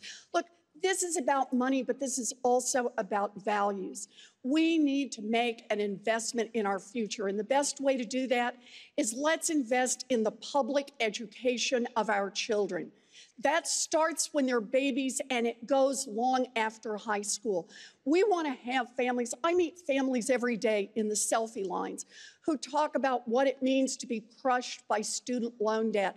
That's why I have a proposal popular among Democrats, popular among Republicans, popular among independents, to ask those at the top to pay a little more so somebody can get rid of that student loan debt, so they can make an investment in themselves, start a small business, buy a car, create a future for themselves and for this country. Thank you, Senator. I see some hands, but I want to go to Mayor Buttigieg. Mayor Buttigieg, your plan offers free or discounted public college only to families making up to $150,000 a year. Do you think Senator Warren's plan offers free college to too many families? I do think that if you're in that lucky top 10%, I still wish you well. Don't get me wrong. I just want you to go ahead and pay your own tuition. Now, we can still have public service loan forgiveness for those who go into lower income fields to deal with that. But if you're in that top 10%, I think you're going to be, for the most part, okay. And there is a very real choice on where every one of these tax dollars goes. So I very much agree with Senator Warren on raising more tax revenue from millionaires and billionaires. I just don't agree on the part about spending it on millionaires and billionaires when it comes to their college tuition. Thank you, Mayor. Thank you, Mayor Buttigieg. Wait. No, he mentioned me by name. I'm going to let you respond, Senator Warren. Go ahead. Look, the mayor wants billionaires to pay one tuition for their own kids. I want a billionaire to pay enough to cover tuition for all of our kids, because that's how we build a future. The other part is we've got to deal with student loan debt. And right now, most of the people on this stage are nibbling around the edges of a huge student loan debt burden that disproportionately affects people of color. African Americans are more likely to have to borrow money to go to school, more likely to borrow more money while they're in school, and have a harder time paying it off. We want to make an investment in the future, then open up education for all of our kids. That's how we build a future. Senator Sanders, could I respond after? I believe, in the concept of universality. And one of the crises in America today is people are sick and tired of filling out forms. So you're not eligible for the program today because you're at 150, but you lost your job, are you eligible? You got a better job, you're eligible. I think what we have to do is what we do with Social Security, what we do with public education. Donald Trump's kids can go to a public school. They should be able to go to a public school. What we need right now is a revolution in education. We have got to end this dysfunctional child care system and make sure that every working class person in this country can find high quality, affordable child care. We need to make public colleges and universities tuition free. And by taxing billionaires and by taxing Wall Street, we will cancel all student debt in this country. Thank you, Senator Sanders. Tim? Switching gears here, Mr. Steyer, earlier this year in Iowa, I met a father, Bill Stumpf, and his son Kyle in Dubuque. Kyle is a remarkable young adult with significant disabilities, and though he's been employed for about 5 years at a local pizza parlor, the future is very uncertain for his family. Bill worries that there aren't enough jobs, living facilities, social programs designed to meet the needs of his son. So I'm wondering, as president, are there specific steps that you would take to help people like Kyle become more integrated into the workforce and into their local communities? Look, the United States has made a commitment to treat everybody equally. And that means supporting people with disabilities, both in terms of education and later when they're part of the workforce. That means bringing the resources to bear to make sure that we're treating them fairly in school and after school, to try and integrate them fully and to make them have as full a life as possible. The question we've got here across the board is, can we afford to do the kinds of things that Senator Sanders and Senator Warren are pushing? And the answer is yes. We can. That in fact, what we need to do is to undo the tax breaks that have been given for 2 generations to rich Americans and big corporations. Last year, the top 400 corporations paid an 11% tax. That is absolutely ludicrous. Could I answer the question So on disability? the answer on disabilities is a question of focus and money, as so many of these questions are. We have a country where the government is broken because corporations have bought it, they're getting their way, and for us to get back to government of, by, and for the people that serves Americans, including Americans with disabilities, we're going to have to take that back. Thank you. Mr. Yang, I didn't hear a specific answer from Mr. Steyer. Can you outline specific steps that the government should take to help integrate these young people into the workforce and into their local communities? I would love it. I have a son with special needs. And to me, special needs is the new normal in this country. How many of you all have a family member or a friend or a neighbor with special needs or autism? If you look around, most hands went up. The fact is, right now, we have to do more for Kyle. Special needs children are going to become special needs adults in many cases. And here's the challenge. We go to employers and say, hey, this special needs person can be a contributor in your workplace, which may be correct, but that's not the point. We have to stop confusing economic value and human value. We have to be able to say to our kids and Kyle that you have intrinsic value because you're an American and you're a human being. We're going to put a freedom dividend of $1,000 a month in everyone's hands, which is going to help families around the country adapt. And then we're going to take this burden off of the communities and off of the schools who do not have the resources to support kids like my son and make it a federal priority, not a local one, so they're not robbing Peter to pay Paul. Thank you, Mr. Yang. We have to move on. Judy? No. We haven't. Come on. Very specific. Senator Warren, 45 seconds to you, please. So I was a special education teacher, and I loved that work because it gave me a chance to work straight out with people to recognize the worth of every human being. I had 4 to 6-year-olds who were in special ed. And what do we need to do? That's why I have a plan as a special ed teacher to fully fund IDEA. So every child with disabilities will get the full education they need. My housing plan is about investing in more housing across this country, in rural America, in urban America, in small town America, but it's also about making sure that people who want to live independently, people who have disabilities, will have housing available to them. I make a part of my jobs bill that we are going to make sure, as president, I will make sure that the people who want to bid on federal contracts are treating people with disabilities fairly and paying them fairly. You've got to go at it at every part of what we do, because as a nation, this is truly a measure of who we are. We believe in treating these, the least of thy brethren, as people of value, and that is how we make a better America. Thank you, Senator Warren. Thank you, Senator Warren. Judy? I know we have a lot of hands up. We have so many important topics to discuss. I want to come to you, Senator Klobuchar, on a question of the judges. President Trump has appointed, as we know, 2 Supreme Court justices, but he's also had confirmed nearly 200 federal judges, most of whom are young and could shape American law for decades to come. Some of them you voted for in the Senate, including one who just yesterday joined a ruling to strike down a key part of the Affordable Care Act. Would President Trump's appointees, my question is, make it harder for you as president, for any of you on this stage, to enact your agenda? Of course. And I want to make it clear that I've opposed many, many judges. And I think everyone will remember what happened at the Kavanaugh hearing. When that nominee went after me, I stood my ground and he had to apologize. So I have been very strong on these judges. As for the judge you just referred to, there was actually the judge that wrote the opinion was a judge that went through the Senate unanimously with support by Senator Sanders, with support by President Obama, with support by then Senator Kennedy. So I think it is very important when we look at these judges to acknowledge that there are some of these judges that you think are going to be okay, and they aren't. But what would I do as president?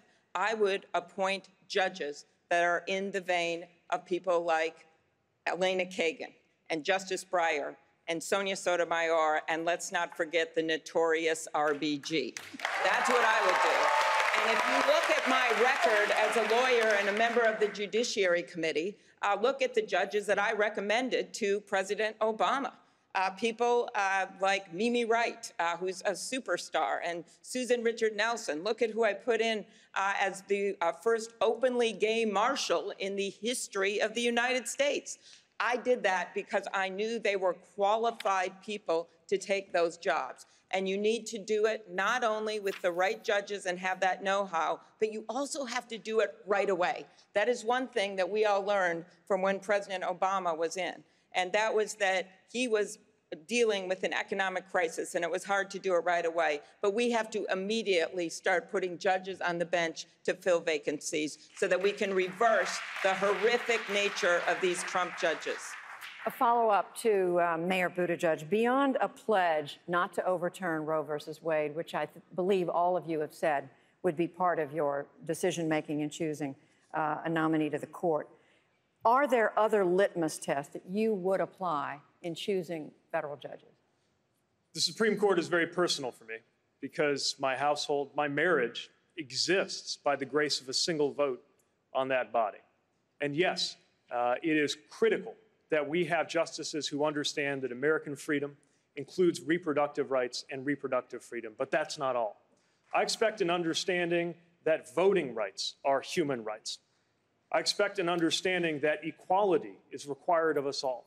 And I expect a level of respect for the rule of law that prevents this body from coming to be viewed as just one more partisan battlefield, which is why I will not only appoint judges and justices who reflect this worldview, but also begin moving to reform the body itself, as our country has done at least half a dozen times in its history, so that it is not one more political battlefield every single time a vacancy comes up.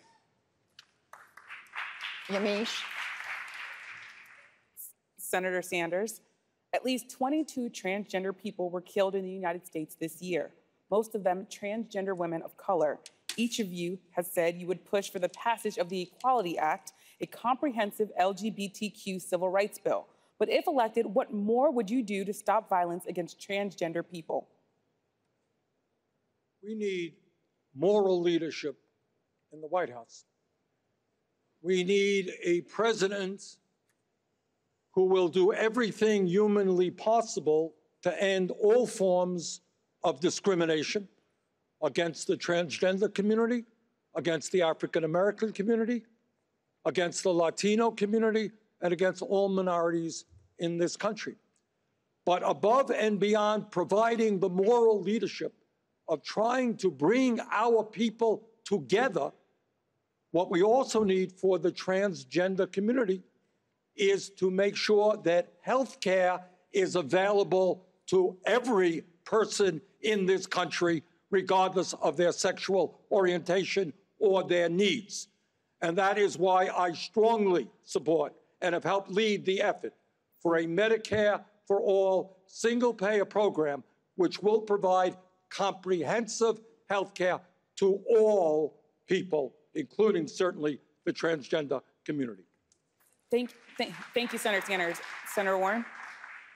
The transgender community has been marginalized in every way possible. And one thing that the President of the United States can do is lift up attention, lift up their voices, lift up their lives. Here's a promise I make. I will go to the Rose Garden once every year to read the names of transgender women, of people of color who have been killed in the past year.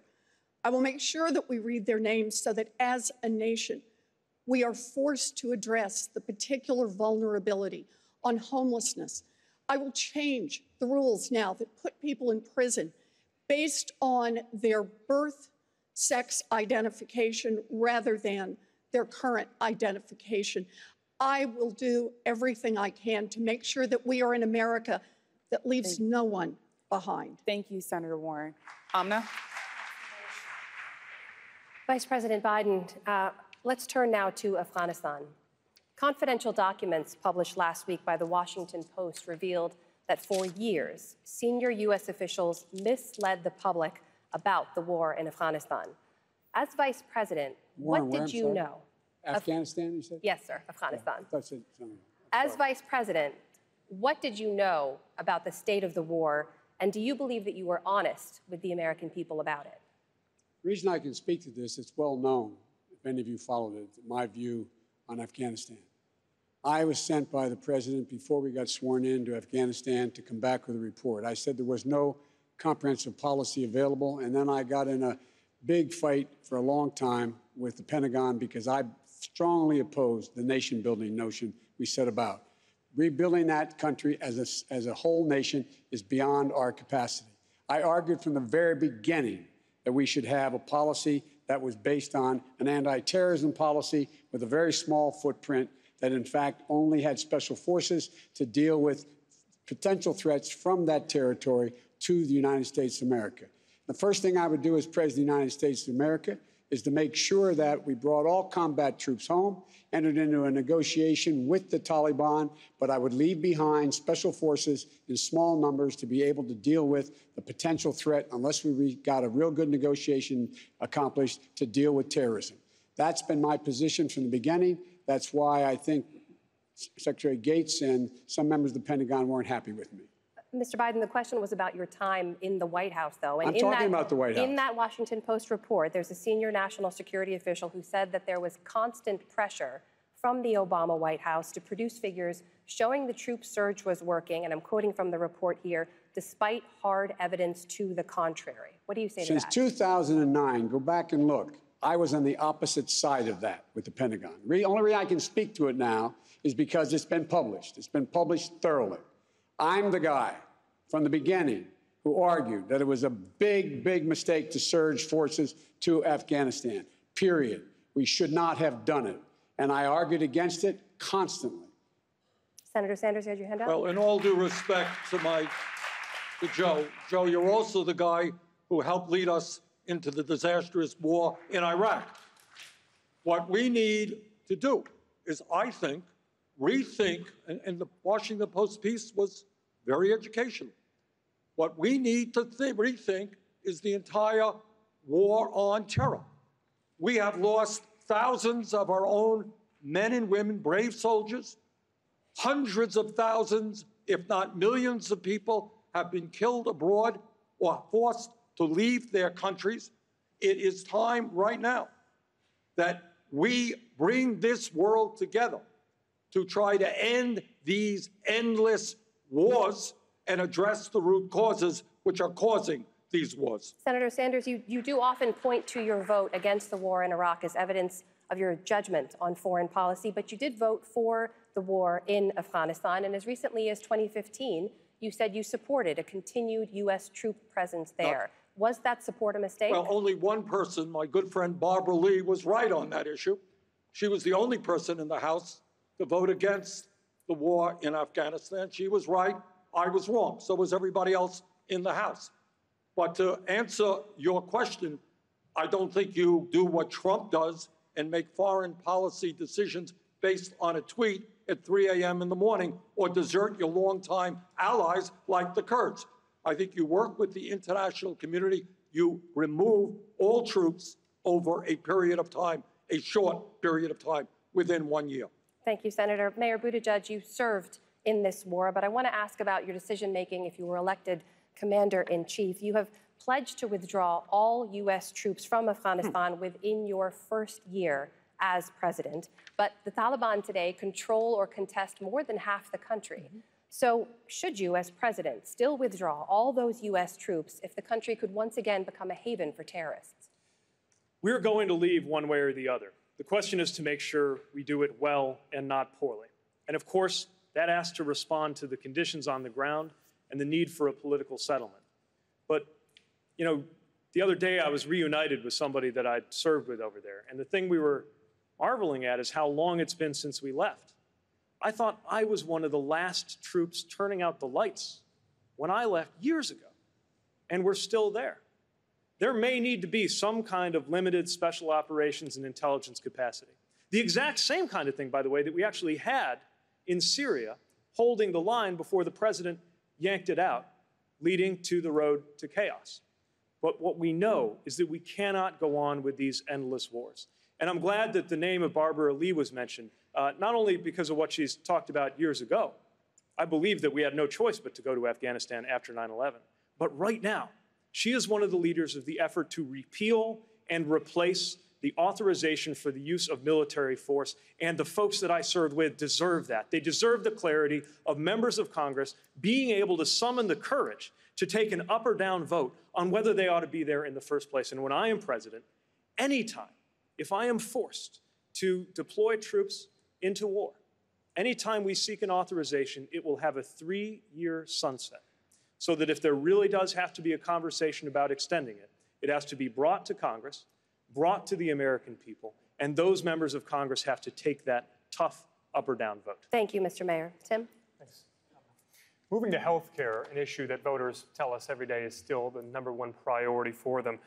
Senator Sanders, you've spent plenty of time discussing and defending the merits of your Medicare for All plan, but the reality is that if Republicans retain control of the U.S. Senate, or even if Democrats win back a narrow Senate majority, your plan as constituted probably would not have the votes to pass Congress. So the question, Senator, is if Congress rejects your plan and the American people are looking to you for leadership on this issue, are there smaller, specific measures that you would take immediately to expand coverage and decrease costs as president?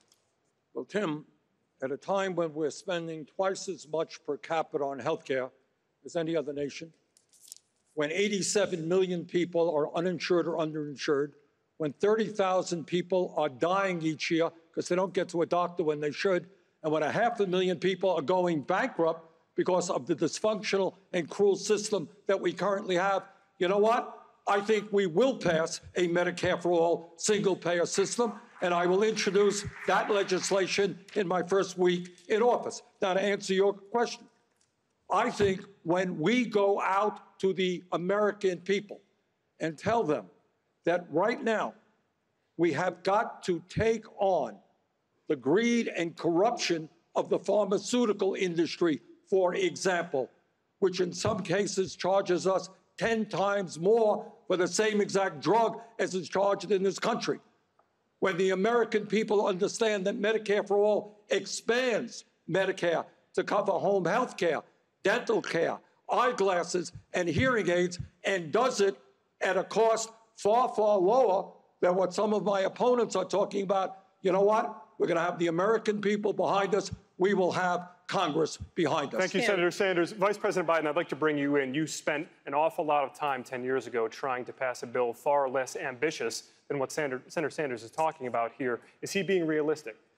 I don't think it is realistic, but let me explain why. I introduced a plan to build on Obamacare. It remind everybody, 20 million people got insurance, didn't have it before. All people with pre-existing conditions are able to be covered. I could go on. We didn't get all that we wanted.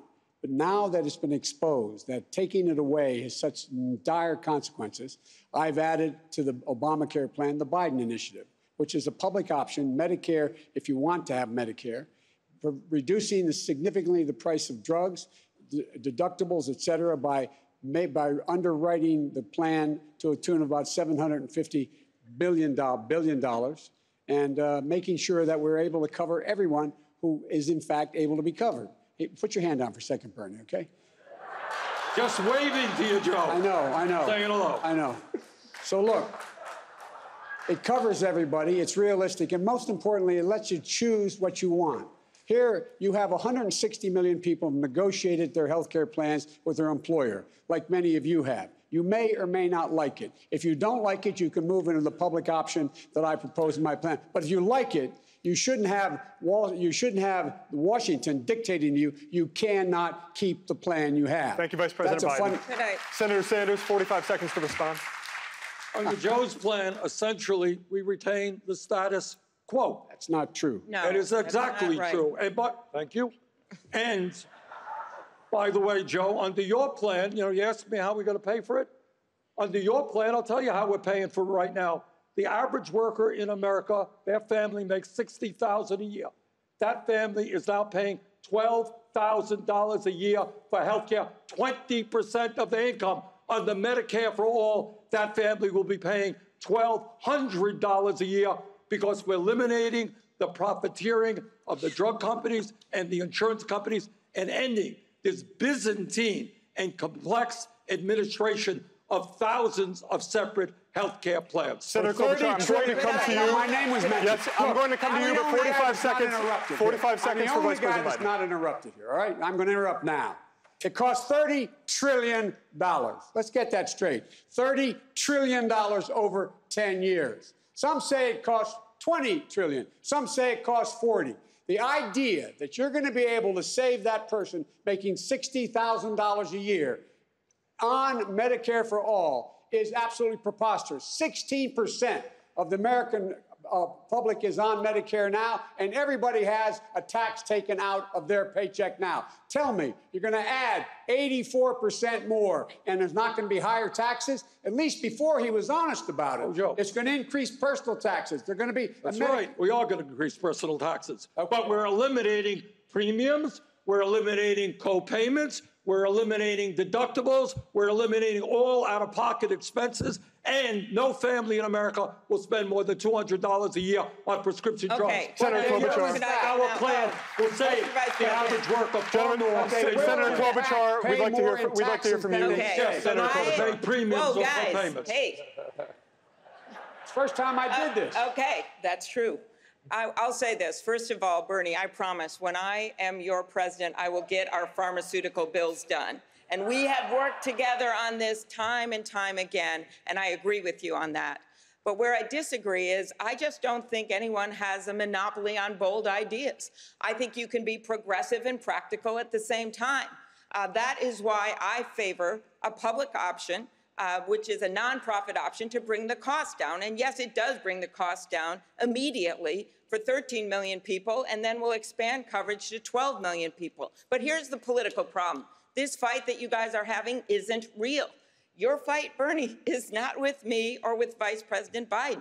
It is with all those bunch of those new House members, not everyone by any means, that got elected in that last election in the Democratic Party. It is with the new governor, Democratic governor of Kentucky, that wants to build on Obamacare. And the way I look at it, if you want to if you want to cross a river over some troubled waters, you build a bridge. You don't blow one up. And I think that we should build on the Affordable Care Act. Thank you, Senator Klobuchar. Senator Warren, we would like to bring you in. She took my name in vain. Oh. She hurt my feelings. I am crushed. Can I respond? Never. My fight, 45 seconds, Senator Sanders. Right. My fight, Amy, is not with the governor of Kentucky. My fight and all of our fights must be with the greed and corruption of the pharmaceutical industry, with the greed and corruption of the insurance industry. These guys last year made $100 billion in profit, and tens of millions of Americans cannot afford to go to a doctor tonight. The day has got to come, and Joe is not talking about it, Amy is not talking about it.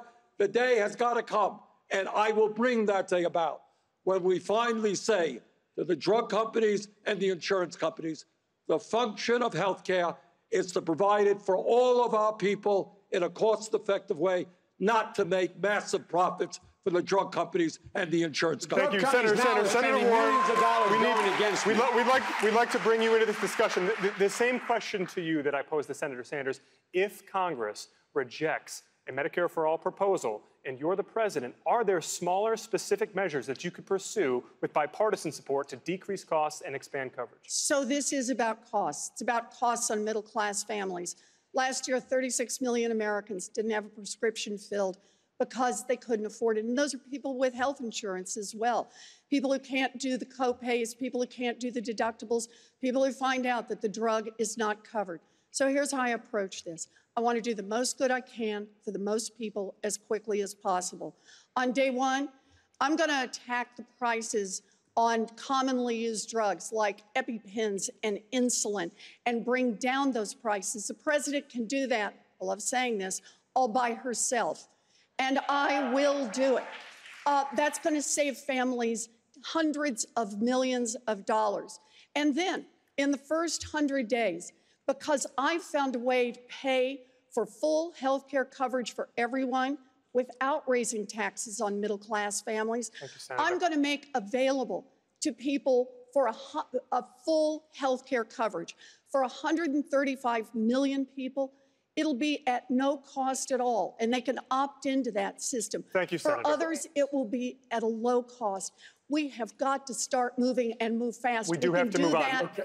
We can do that on 50 votes. Thank you, Senator. Judy. We are coming to the end of our time. There are a lot of hands up. We apologize for that. But in the spirit of the season, I'd like to ask each one of you, is there someone else among these candidates that you have two options. One, a candidate from whom you would ask forgiveness for something maybe that was said tonight or another time, or a candidate to whom you would like to give a gift. And I'm going to start with you, Mr. Yang. Wow.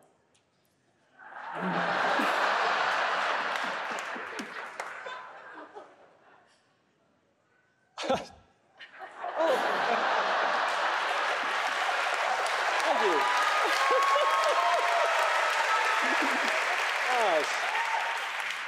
We could do a labor action and just all go on strike on this one, Andrew. I don't think I have much to ask forgiveness for. You all can correct me on this. In terms of a gift, Elizabeth has done me the honor of starting to read my book. Yes. I would love to give each of you a copy of my book. It's about how we're going through the greatest economic transformation in our country's history, the fourth industrial revolution. It is grinding up our communities. And DC is out to lunch on this. Our media organizations are not covering it adequately. I wrote a book on it, and if you like data, this book is for you. This goes for the people at home, too, if you like data and books. Mayor Buttigieg ask forgiveness or give a gift? First of all, I love data and books, so I think we should all be excited about this. And come to think of it, I should probably send my book around more, too. Look, the publisher will thank you. I think all of us want the same thing at the end of the day. We know what a gift it would be to the future and to the country for literally anybody up here to become president of the United States compared to what we've got. And we got to remember, I don't know how many now, we're up to 25-something have run for president in the Democratic Party. The moment we've got a nominee, the 24 who aren't that nominee are going to have to rally around the one who does. Let's make sure there's not too much to ask for forgiveness for by the time that day comes.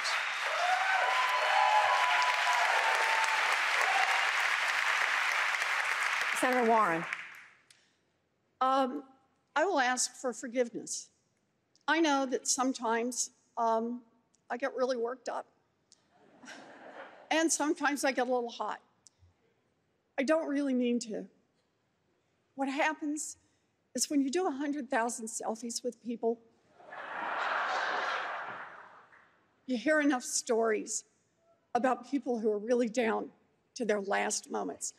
You know, I met someone just last week in Nevada who said that he has diabetes and that he has access to a prescription because he's a veteran. But his sister has diabetes and his daughter has diabetes, and they simply can't afford insulin. So the three of them spend all of their time figuring out how to stretch one insulin prescription among 3 people. When I think about what we could do if we get a majority in the House, a majority in the Senate, and get back the White House, we could make this country work for people like that man. And that's why I'm in this fight.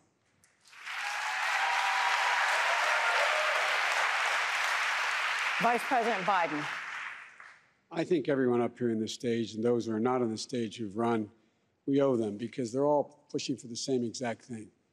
You're not the only one that does selfies, Senator. I've done thousands of them, thousands of them. And the crew that follows me can tell you, there's not one line I go through that I don't have at least a half a dozen people come up and hug me and say, can you help me? I just lost my daughter 10 days ago. Can you help me? Tell me I'm going to be okay. Can you help me? I just lost, and they go and lay out their problems.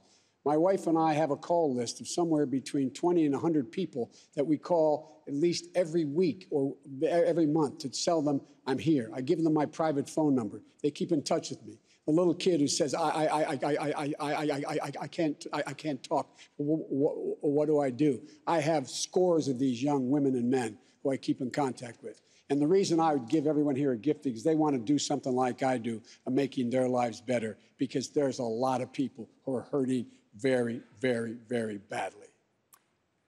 Senators. Senator Sanders, forgiveness or a gift?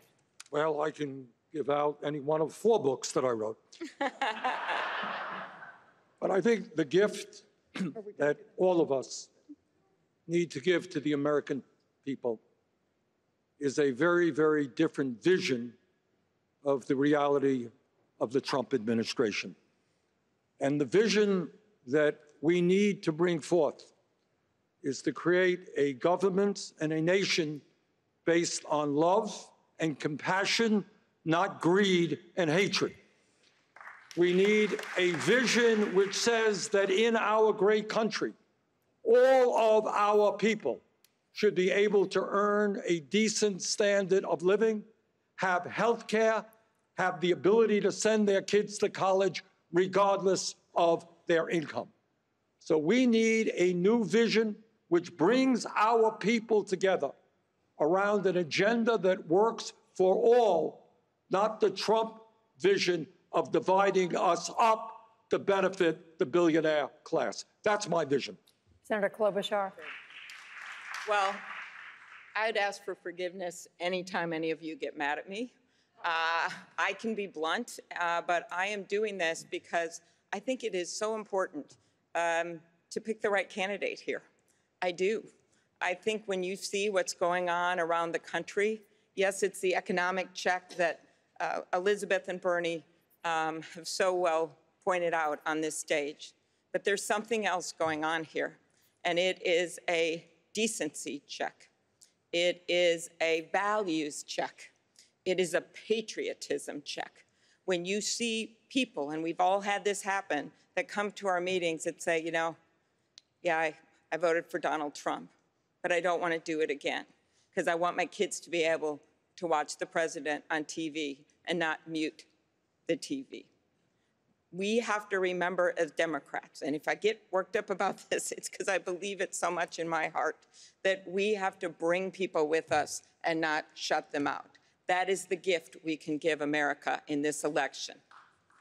Mr. Steyer. So, look, this is the holiday season. And what I'm hearing from every single one of these candidates is that they've gone around the United States, and what they've seen from this administration and what they've seen from the Republican Party is cruelty towards the people of the United States for money. So when I think about the gift that I'd like to give, and I've seen that too. I mean, I think it starts with cruelty when children are born, and it goes right through life into pre-K, education, health care, a living wage. There is cruelty to working people. There is cruelty to seniors. And so the gift that I'd like to give everyone on this stage, which was the original question, is the gift of teamwork. Because the question up here is, how are we together going to change this framework? How are we together going to beat this corrupt and criminal president? How are we going to stand up for the people of the United States together, not by tearing each other down, but by supporting each other and by realizing that what we stand for is the true value of America. And as a team, that's how we're going to do it. And as Americans, we're going to come together to stand up for the original values: freedom, equality, justice, teamwork.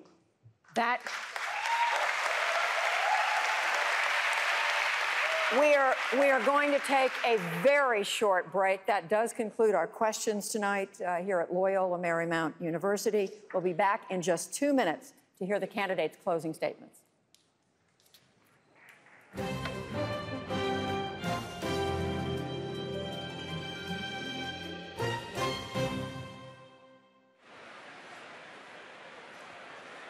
Welcome back, everyone. I'm here with our panel.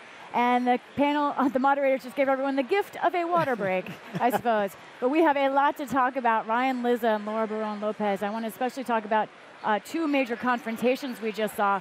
One between Amy Klobuchar and Pete Buttigieg. And that was not really about issues. And then we saw one that was about issues between former Vice President Biden and Senator Sanders. What did you make of either one of those? Right, so the one between Klobuchar and Buttigieg was very interesting. She called him out for pretty much mocking and saying that he was an outsider and that the collective experience of all of the senators on the stage, as well as Joe Biden, was something that Washington didn't need anymore. And so she said that she thought he should respect their experience. I thought it was interesting that she drew that contrast, kind of drawing more attention to his young age. He's 37 years old, I believe the youngest in the race. And that is something that I think increasingly these candidates might try to point to. Ryan? Yeah, I think two big vulnerabilities for Pete Buttigieg were tested on that stage tonight. One was the clash earlier when Elizabeth Warren really went at him quite aggressively on the issue of the wine cave. He had this fundraiser recently, some kind of photos came out of it. So he's going to have to answer that. I noticed in the email chains that the Warren campaign is sending out, it's even more aggressive. And the second thing, his experience, which is by far his biggest liability, is can this young mayor, no statewide office, become president? So Buttigieg in the crosshairs tonight. We'll see what they say after this debate. I will be stepping out to the spin room and handing it over to my colleague Stephanie Sy. Stay with us afterward, but now let's turn back to the PBS NewsHour Politico Democratic debate for closing statements by the candidates. The PBS NewsHour Politico Democratic debate continues live from Loyola Marymount University in Los Angeles. Once again, Judy Woodruff. Welcome back to the PBS NewsHour Democratic debate with Politico. And now it's time for closing statements. We each have 60 seconds, beginning with Mr. Steyer. I'm different from everybody else on this stage, and here's why. I'm running because corporations have bought our government, and we need to return power to the people. And for the last 10 years, that's exactly what I've been doing, taking on unchecked corporate power. That's why I'm for term limits, because if we're going to have bold change, then we need new people in charge and new ideas. I'm the only person on this stage who's built a large, multi-billion-dollar international business. I know how to grow prosperity. I can take on Mr. Trump on the economy and beat him. I'm the only one on this stage who said climate is my #1 priority. It's a crisis we have to deal with, but it's also our greatest opportunity to create millions of good-paying union jobs across the country and clean up the air and water in the Black and brown communities where it's so essential. So if you want to break the corporate stranglehold, beat Mr. Trump on the economy, and solve our climate crisis, I can deliver. And Mr. I'm Yang. asking for your vote. Sorry. My apology for interrupting. Mr. Yang. I know what you're thinking, America. How am I still on this stage with them?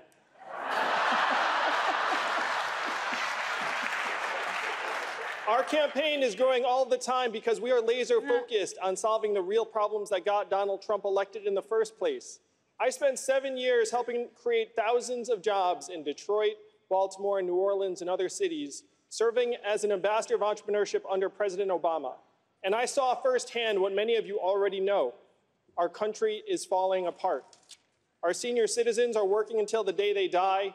Our kids are addicted to smartphones or drugs. We're seeing record high levels of depression, suicides, overdoses. Our companies are recording record profits while our people are literally dying younger. Our way of life is changing faster than ever, and the simple fact is this: our politicians in DC succeed whether we, the people, succeed or fail. Washington, D.C. today is the richest city in our country. What do they produce? Bad decisions? We need to get the money out of D.C. and into your hands, the hands of the American people. Join us at yang2020.com and help us rewrite the rules of the 20th century economy to work for us. Thank you, Senator Klobuchar. We have had quite a debate tonight, but I want to debate Donald Trump. This primary comes down to some simple questions. Who has the best ideas, the best experience? Mostly, who can beat Donald Trump, and how will she do it? So, Donald Trump built his fortune on, over time, over $413 million that he got from his dad. My grandpa, he was an iron ore miner, a union member, worked 1,500 feet underground, and he saved money in a coffee can in the basement to send my dad to a community college. That's my family trust. And I figure if you are given opportunity, you don't go into the world with a sense of entitlement, you go into it with a sense of obligation, an obligation to lift people up instead of hoarding what you have for yourself. Our politics right now, because of Donald Trump, are toxic. We need a leader who can bring people together and who can win that way. So if you are tired of the extremes in our politics and the noise and the nonsense, you have a home with me. If you want a bigger tent and a wider coalition and longer coattails, join me. We will win at amyklobuchar.com. Thank you. Mayor Buttigieg.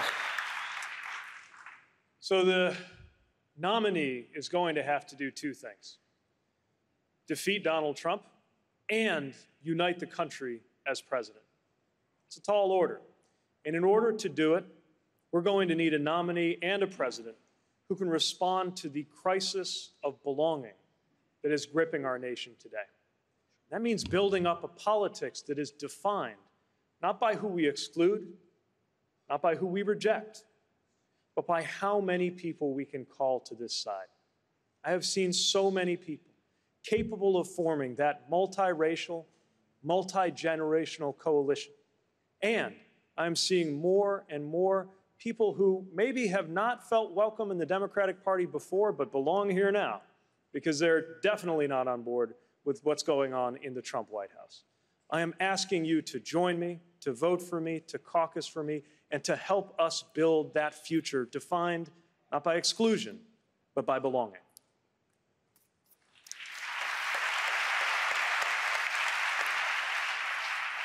Senator Warren. Did you call my name?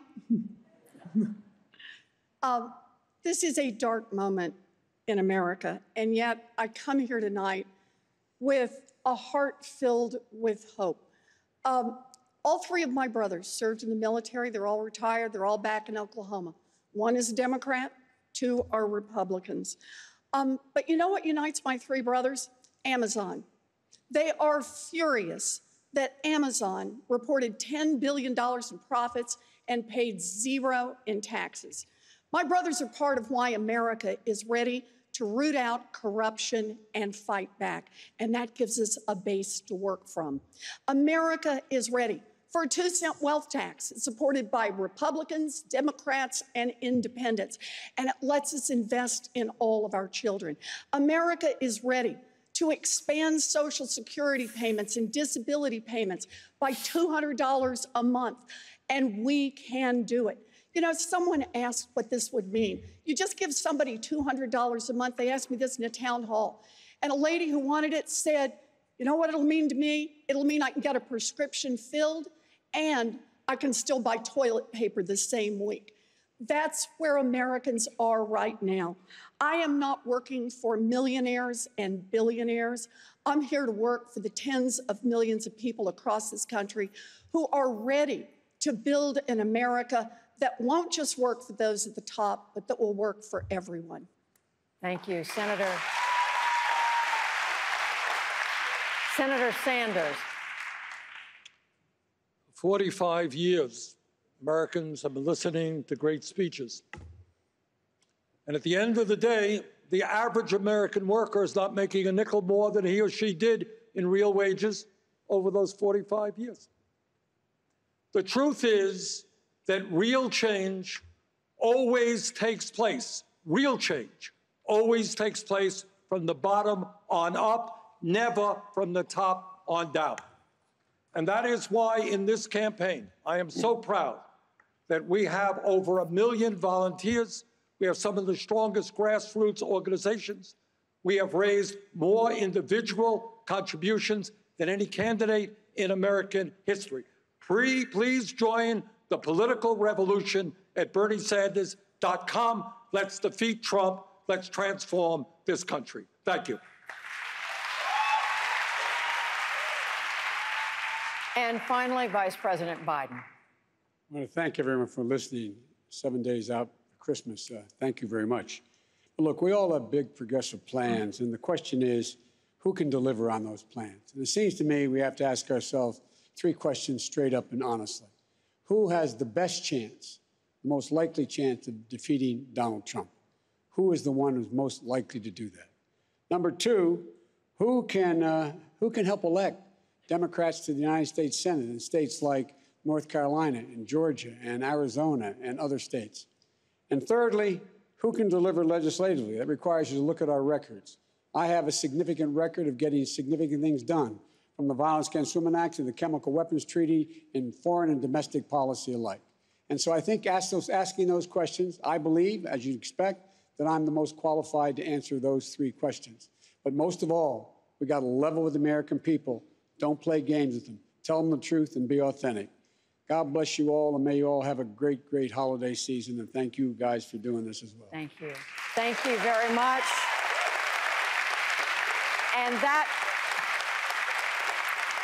And that concludes the PBS NewsHour Politico debate. I do want to thank my colleagues here at the moderator table, Tim Alberta of Politico, Amna Nawaz and Yamiche Alcindor of the PBS NewsHour. Thank you all for joining us. Please stick around and watch PBS for some analysis. Thank you to the candidates.